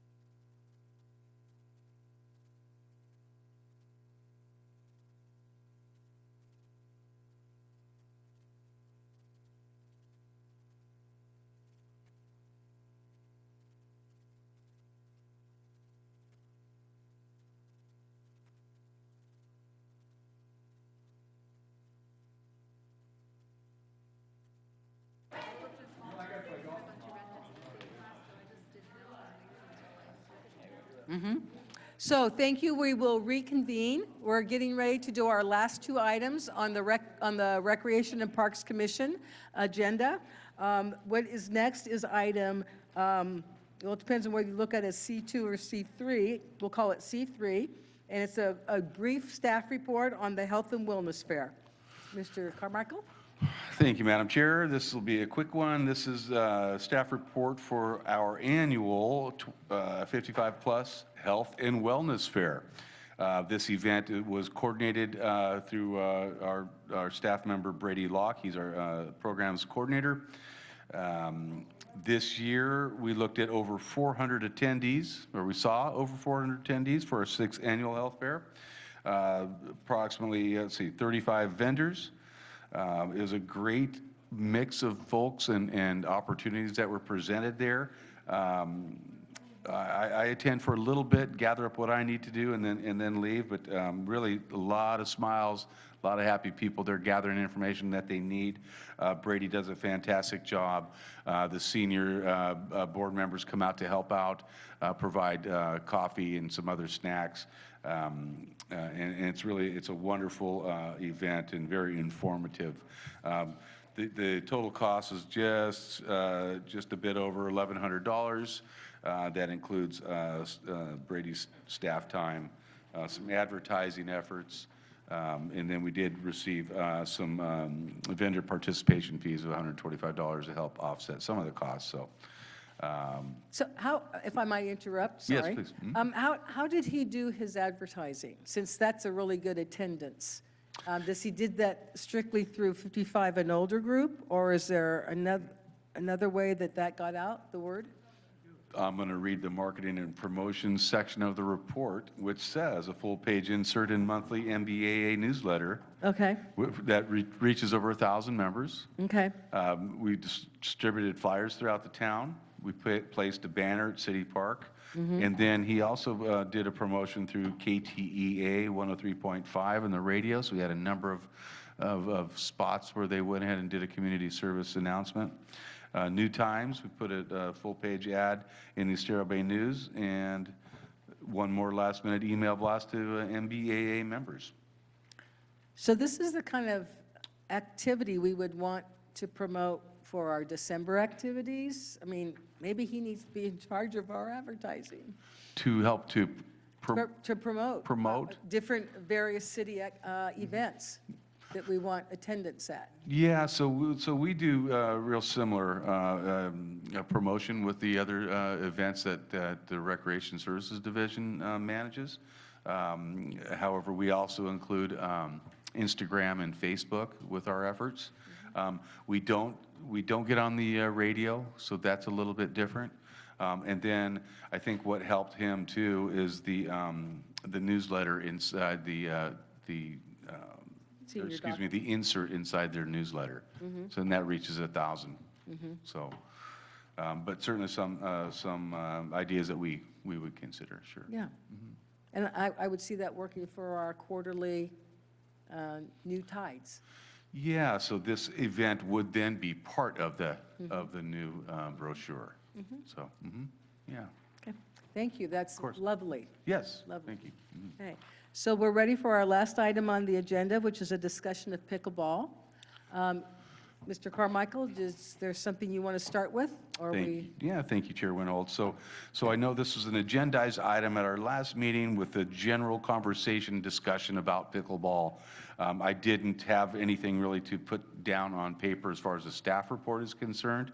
I could verbally let you know that I've had conversation for the last 8 years with the Senior Center and with Mr. Rob with regards to pickleball. We had a presentation where we had Councilmember Red Davis along with Councilmember Don Addis attend, and we entertained questions and comments about pickleball versus tennis. That was quite, again, I think 8 years ago when we did that. And just, much conversation, but really no traction on moving forward with what I think the pickleball community is looking for, and that is a development of new courts. So With that, I'd like to ask Rich Robb to come on up, and he has done some work. He is let me see, one of the board members of the Senior Center, MBAA 55 plus. He is the pickleball liaison person, and he has really been charging forward with pickleball here in the community. And this last month has done some research and took some information from folks who were attending to understand where they're coming from with regards to like what town do they live in, you know, where are you coming from? Are you here locally, or are you visiting, or what? So I think with that, I want to let Rich come on up and talk about his research, and then anything else that he might have with regards to pickleball. And I think it's going to be just a general conversation that we're going to have tonight. So, thank you, Rich. Sure. Thanks, Kurt, and Bill LaFay for his helping me get started here. There's a lot of things to say about pickleball, and I'll just give you a general overview. I did take a 30-day survey, and the survey itself said, we did the date, of course, the total number of players, and this is only for the morning portion, and I will explain that in a minute. And then number of persons waiting during each hour till noon, and the different zip codes. And then I do have afternoon players as well, but we won't get into that quite yet. Okay, the attached statistics were gathered at Del Mar pickleball courts between February 1st, 2025 and March 19th, 2025. The players range in age from 12 to 80. 7 days a week. It's open from 8 in the morning till noon. The format in the morning is called open play. And in open play, where did I go?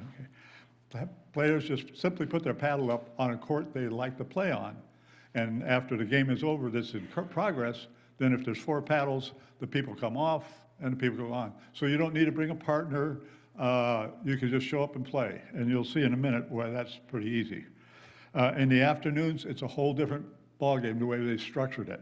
And that's any group can keep a court for up to an hour, even if it's just one person practicing their serve or whatever. It kind of gives them a time for training or honing their skills to play the game. So that's why it's 2 separate entities in reality. It's one for people to play and come in general. If you've never played before, we teach every Saturday morning. Real good one teaching this Saturday because I have to work the yard sale, so somebody else is doing it. But yeah, and then in the afternoon, it's a whole different structure.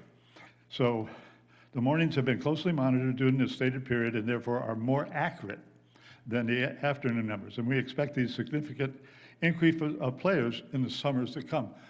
March is not an optimum time for outdoor activities. There's rain and the cold weather and the wind and stuff like that. So that makes it a little bit, well, this makes this a less than a great presentation in the numbers, okay? We do expect to see a greater number of increase in players as the summer months approach. It is our hope that these numbers will illustrate the fact that not only are the courts being used regularly, but the installation of 4 additional courts, or of additional courts, would be advantageous to lessen wait times, increase player participation, in addition to the a minimum of 8 courts is necessary to hold tournaments, which would also bring in out-of-town players, which would contribute to the overall covering maintenance going forward. The overall morning, this is the stats right now. The overall morning average is 62 players. There are 16 playing at any time from 8 to noon, and with an average of 10 people waiting.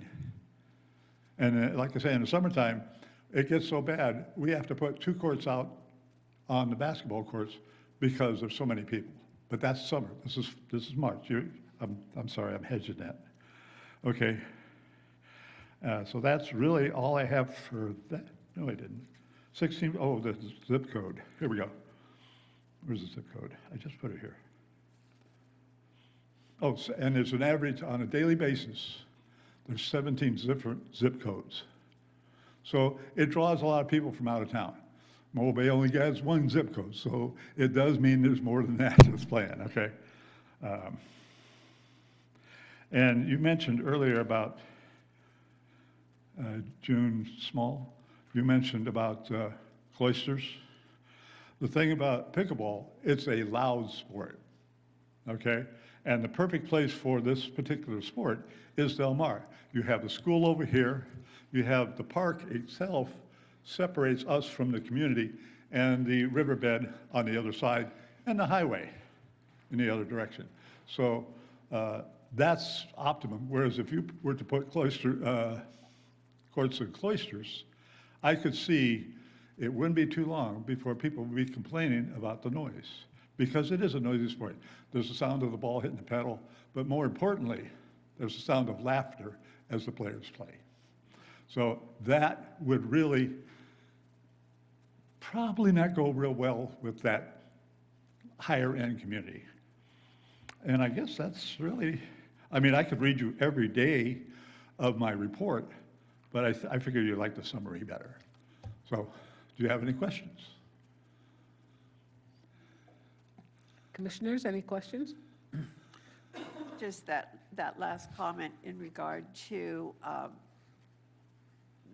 I'm just thinking that there might be other places besides where it currently is.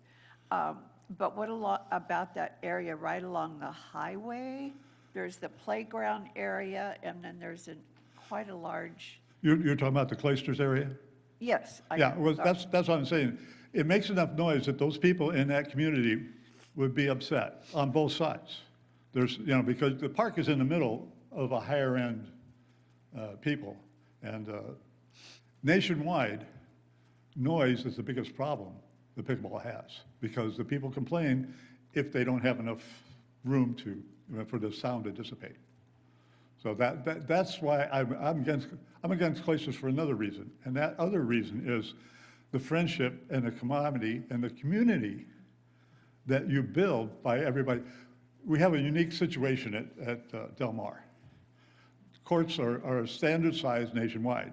Ours are too big as far as we have benches that you can sit at and talk to your opponents or your friends or your enemies, but it builds community. As opposed to going to cloisters, you'd have to structure, it'd be hard to structure it that way. Most people won't spend the extra money. We were fortunate that it was a roller hockey rink before, and as hard as they tried, they couldn't get 5 pickleball courts in there. So it left this space for us to bring chairs and benches and stuff like that. So that's the biggest, to me, that's the biggest difference. If you want to come out there any morning, you will see it. You will hear it. And if you're not careful, you'll become part of it.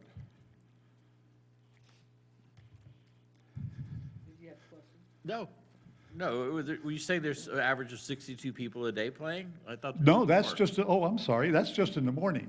Now, in the afternoon, like I say, it's structured differently, and so I don't stay there all day. Right. I am old and nothing else to do, but still, I don't stay there all day. And in the afternoon, you can go down there and find all 4 courts. And I have on several occasions, not every day, but on many occasions, found all 4 courts going, or 3. And it makes it really good for somebody that brings people in from out of town. I was there yesterday, and a young lady I know, well, I consider her young, she was playing over on court 4, which is the novice court. And it was her relation. And that's what happens in the afternoon, too.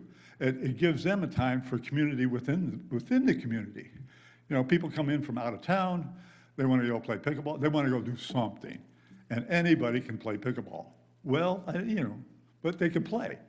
And so that's what it does in the afternoon. It gives you a different opportunity for the same game, for the same area, and just builds family. So in the morning, you build community.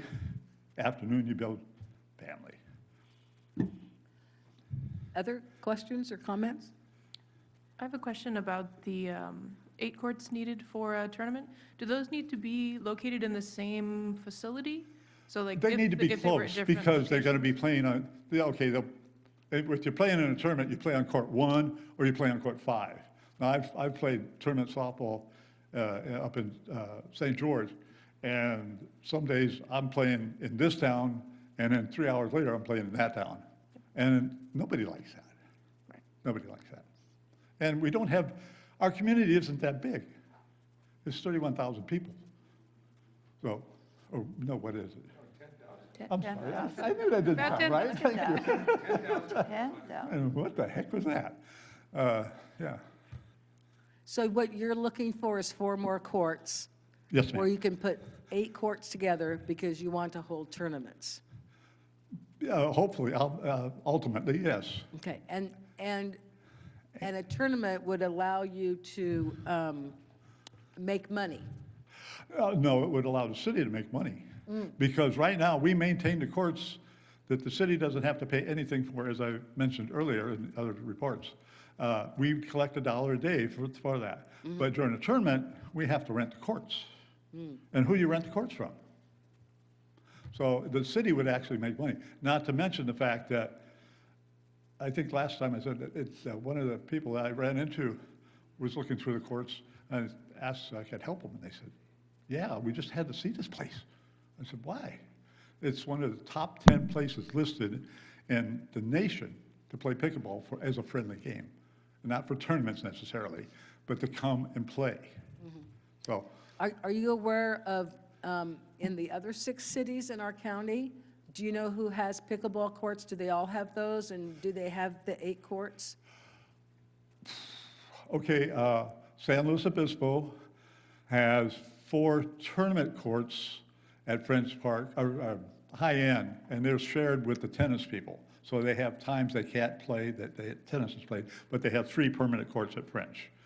Meadowfield, every day from 8 to noon, you can play at Meadowfield, but those are temporary nets, and there's no fence around that place, and so you spend more time chasing the ball than you play in the game. Cambria has 6 dedicated courts, but that's technically a private club, but it is free to play, but that's where it's in Cambria. Paso has 5, they're building more. Atascadero has two areas, one at Colony Park and one right over by the mental hospital. Not that any of those guys play, but it's close to that. And then Pismo has outdoor courts, 4, right along the ocean there. They also have the Pismo Beach Club, the athletic club. They have 4, but you have to pay for that. It's $5 a time. Aurora Grande,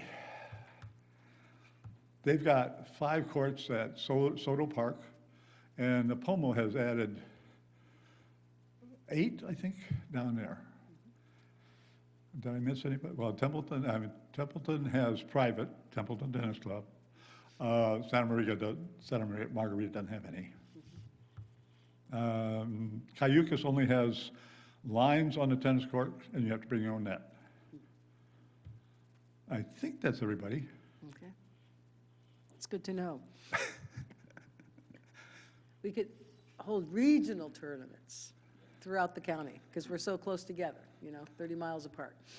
Yeah, we're pretty, but part of those 17, if you'll look, if I were to show you, and I've got it in here, those people are coming from Atascadero, especially in the summertime. Atascadero and Paso, it's hot up there.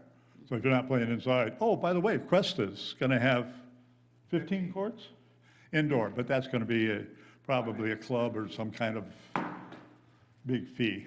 If it's supposed to be quite nice, but 15 courts indoors, and you're going to have to pay for it.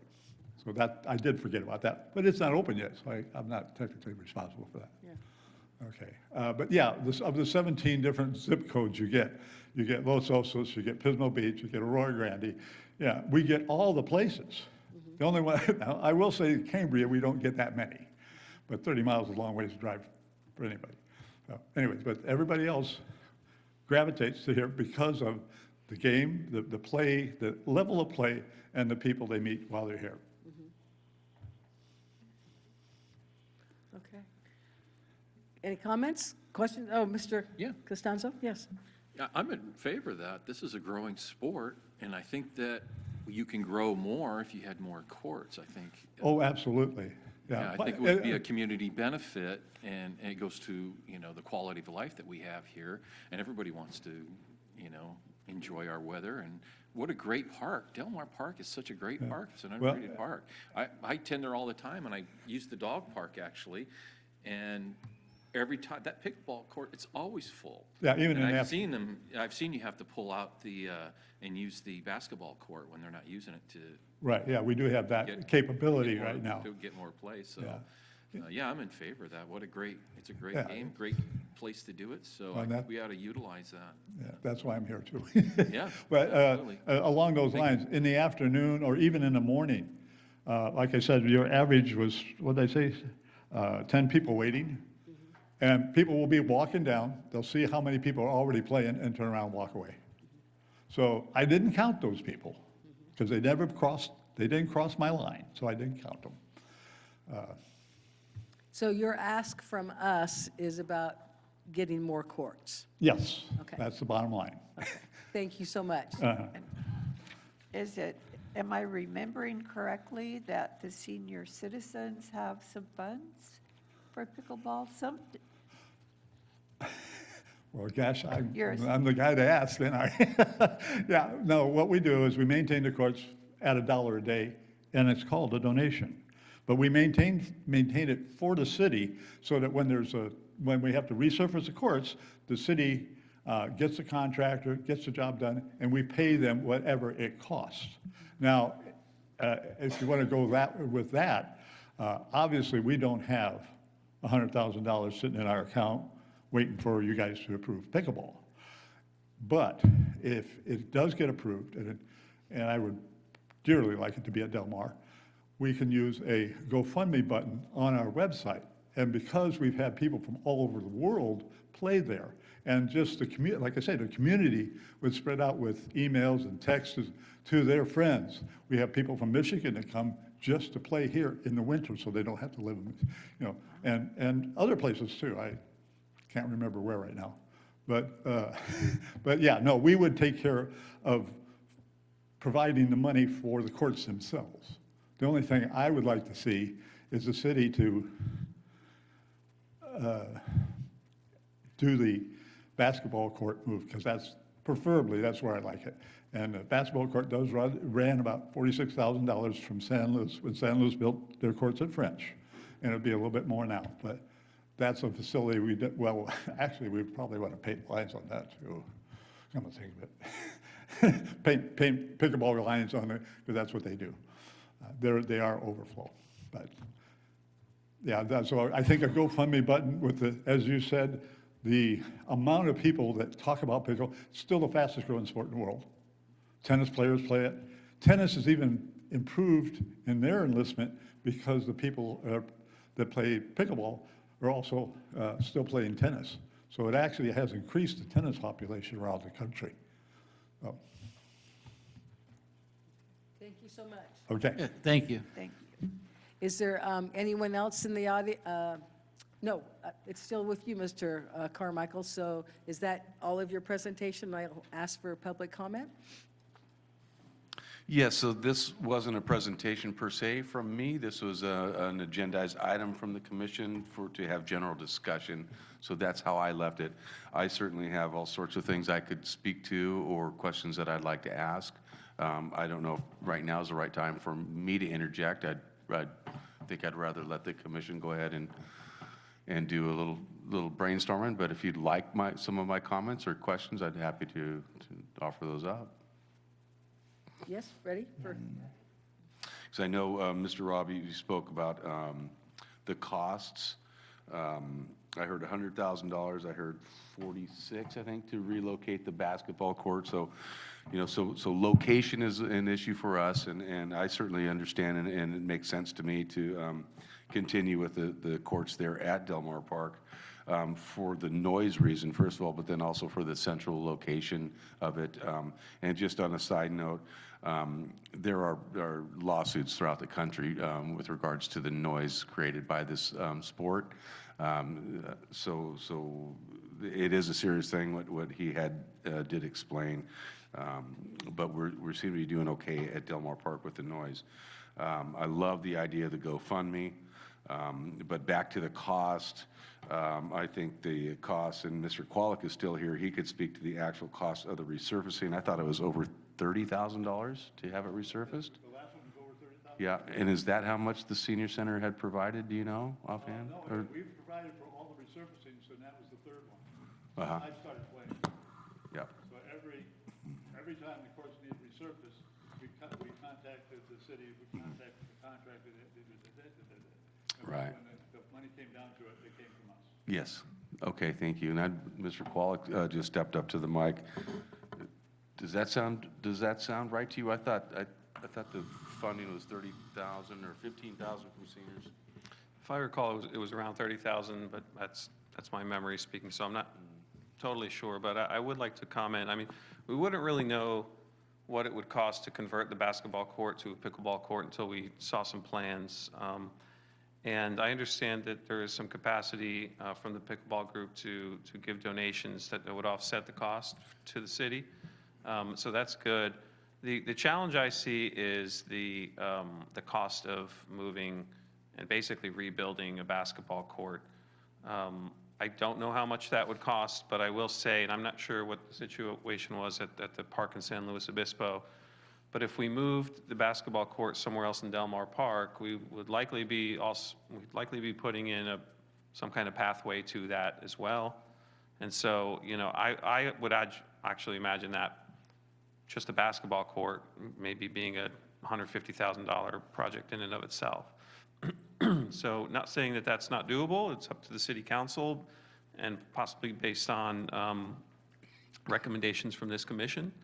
But I don't want to underestimate what the project would cost. And I would also suggest that if, this is my suggestion up to the commission and to Mr. Carmichael as well, how you all want to handle this, but I would think that the commission would want input from the adjacent neighbors on Island and some other areas, so that if it did move forward and we've sort of skipped that step of engaging the neighbors early on about impacts, that we would be covered because we would have invited them to take part in the discussion. So I'll put that suggestion out there. Thank you, Mr. Qualick. I'm interested in also seeing the details of Mr. Robb's report, the percentage of those playing who are Morro Bay residents versus SLO County residents versus those outside of SLO County. I think that'd be great information, and we can meet up at another time, Rich, so I can get that info from you, because I think that'd be fantastic stuff to take a look at. Oh, boy. My other thought, and I know this has been a topic of discussion as far as location, we do have the artificial turf courts, tennis courts at Del Mar Park, and it has been brought to my attention the lack of the use of those courts.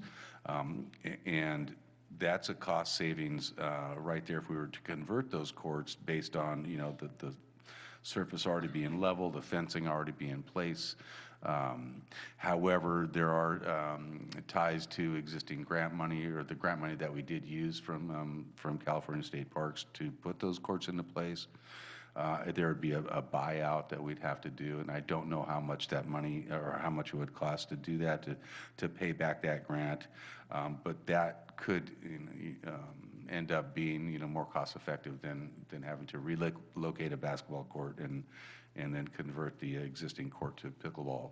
So there's some research that needs to be done, along with, you know, what does it really cost to build a pickleball court? So, you know, we can come up with those numbers and then, you know, work that into our capital improvement program, and see where that kind of lands in the hierarchy or the priority of projects here in the city. You know, those are just a couple of my comments. I think that's plenty from me. I would go ahead and turn that back over to the commission for discussion. Thank you. I'd like to go to public comment. Is there anyone in the audience that wants to speak to this? AGP, is there anyone online that would like to speak to this? There are no raised hands in the queue. Thank you. Then we'll come back to the, I'm sorry, as far as the. could you come to the mic, please?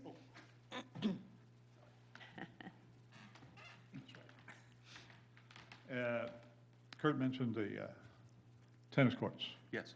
They're on a different level, and under that, if I understand it, underneath the turf, it's sand, and so you'd have to pour concrete anyway. Yes.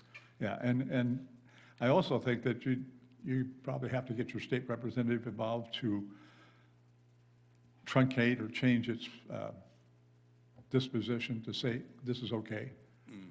I don't know. That's what I've been telling everybody. I just hope it's true. Yeah, I think it was more of a need to have to pay off the grant money. Oh. But I'm not quite sure. Okay.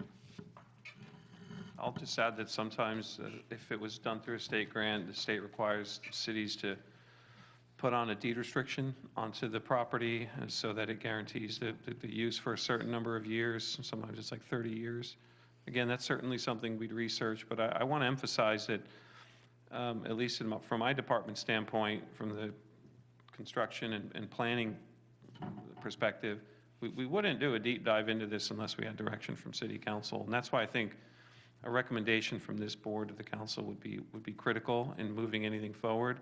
It's great that we have a very active group that's passionate and they have some resources and want to move this forward. There's a lot of interest. We get requests about it.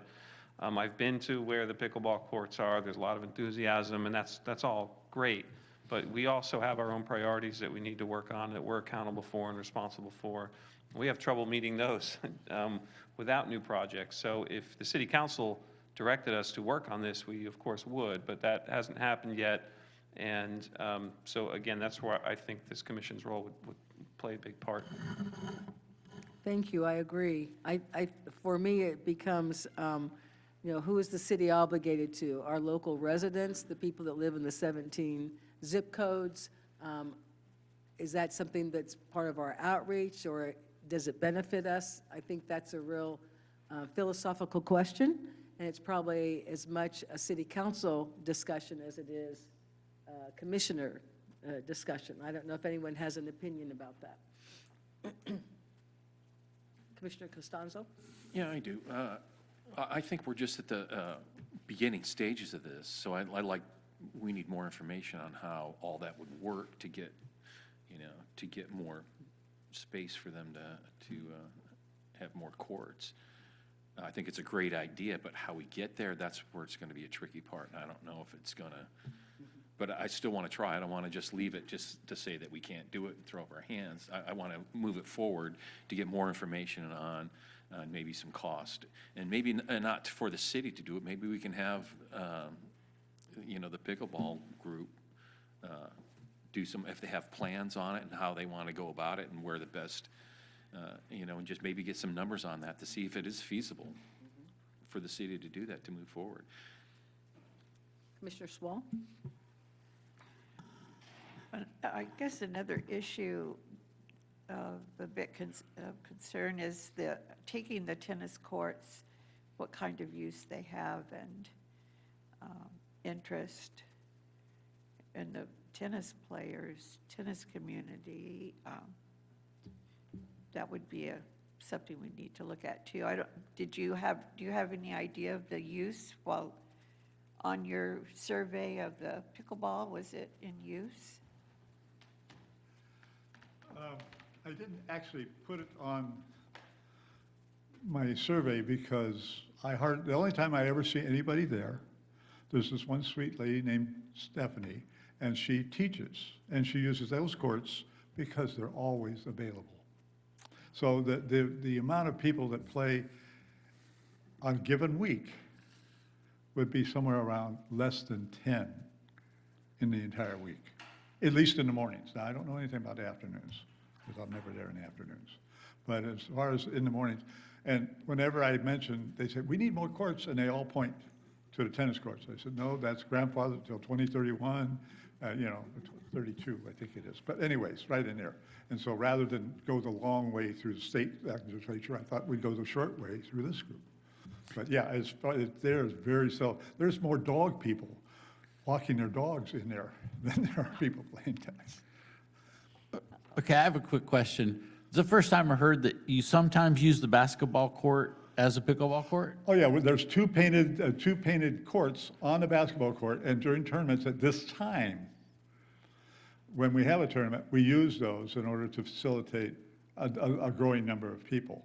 So using the basketball court as a dual-purpose thing wouldn't Yeah, suffice for your and regular except tournaments? except for in tournaments, if we're playing out there, even if they're just one-on-one, if a basketball player shows up, they have to pull it down or take it aside. That is a basketball court first.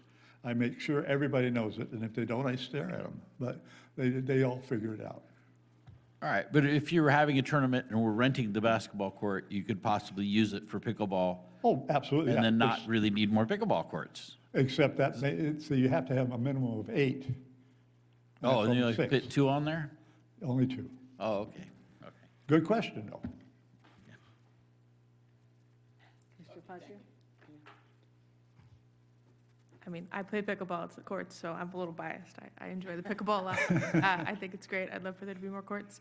I think it would be helpful, and I'm not sure who the right people would be to prepare this, but to have more concrete plans that outline, like, hey, if we took the pickleball courts, added 4 on the basketball courts and moved them, what would, like, who might be able to do that? What would be the kind of costs and timelines associated with that, so that we could make a recommendation and kind of compare the different options and understand, like, is this feasible? Is this something we could do? Because I think we're probably all agreed that pickleball is great, and it'd be great if there was more available and it could just happen for free and immediately, but that's unfortunately not how it works. Yeah. So. Well, and along that one line, I think we would continue the $1 a day in order to maintain it at the level it's maintained. Okay, I have one more quick question. Would the footprint of the basketball court accommodate 4 pickleball courts? With a little more concrete. That's Okay, why, so it has to that's actually- why I said Okay. we GoFundMe to make sure not only is there extra concrete, but there'll be more, the fences would be up. And they're also, they want to change it to a different direction. So that enhances, to me, it enhances the popularity of the courts because sometimes the sun's a factor on the way they're facing east-west right now. And if you turn them north-south, they might not be as bad. Okay, but it's a little more complicated than just putting nets up on the basketball court. It actually has to Yeah. be re-engineered. Yes, sir. Okay, I just want to make that clear. Thank you. Yeah, I didn't either. Yes, thank you for asking. Okay, does anybody, it sounds like there's some interest in getting some more information. The question is, who gets the information? And if that's just a recommendation we need to send to council, so Mr. Qualick has direction, or is that something we want to put on the pickleball people? And if that's believable information. So I don't, not that they would yes. Bill LaFay here. Thank you, Betty, and members. I think that what we're going to do, or at least my suggestion and recommendation, is to have Rich and the pickleball people come up with maybe a design, some tentative costs, bring it back to you, and go from there. I don't really want to put the resources of the city at this point in time. We do have a lot on our plate. I don't think it would be well received right now. I think this will happen, but we're just going to have to do it a little bit more slow and I'll work with Rich myself personally to make sure that, how much money can they really raise? Can they raise $250,000? If so, maybe this would be an easy thing to do. But so I think we're going to leave it on. That's my recommendation myself. Yeah. Okay, thank you for that. Yeah, because I imagine they'd have to raise the money first before the project even starts. Well, You can't. we need more information on how that's going to look. Right, How correct. they want to use steps. that portion of the park to facilitate more courts. And I agree with Mr. LaFay that I don't want to see it go on to staff, That's why I suggest maybe if they could do that, if they could get get what they want down on paper, and maybe they can, we can see what the cost would be on that. So we don't know how much concrete they would need to pour around that to facilitate more courts. And there's a hill there. Yeah, as well. I don't think that, I think there's enough. Space. I think The, there's the other thing for me is the basketball court has to be moved. If it's going to be used as pickleball, that we do not eliminate that court. That's real important to me, that we keep the basketball court. I in that agree. I'd park. like to see that, that Yeah. park needs a basketball Yeah, court. and it's hard for me to know where that basketball court would go, because if you go down further north, that's the area that floods when we have rains. I know there's a volleyball thing there, and there are picnic tables, but that's not where you would want to put a basketball court. And I'm trying to picture in my mind where else in Del Mar you could put that, and I'm Little not seeing it. amphitheater. That In the little amphitheater, yeah, the little Yeah, hole. the ball will come right down back to you. That'd be really nice. You'd have to recontour that area. All right. Okay. Then we should just continue to So- look at it. Okay, so we're encouraging the pickleball people to continue their research, and both in terms of finances and of a physical plan, PHYS, physical plan, as well as a fiscal plan. Yeah. Is that, am I reflecting the consensus of the commission? Yes, I think we all support it. We just Okay. need a means to get there. Okay, okay, and we'll save staff that. Okay, so that's the last item on the agenda. I don't know if there are any closing remarks by anyone? We're good? Thank you, City Manager, thank you, Mr. Qualick, thank you, City Council Member, and is that not Kirk's got Emily some. out there in the audience? Also, thank you for attending. Yes, sir. Oh, I was just also going to thank Mr. Rob for his efforts in Yes. putting this research together and coming up to speak with us. And then also thanks to the city manager for attending tonight and discussing our goals. So appreciate that, and Yeah. that's all I had. And to say. so our discussion on goals will be carried by the city manager to, not by, okay, anything that we need to do. Okay. Okay, thank you also very much. See you in May at the third Thursday, 6 o'clock in this building. Thank you.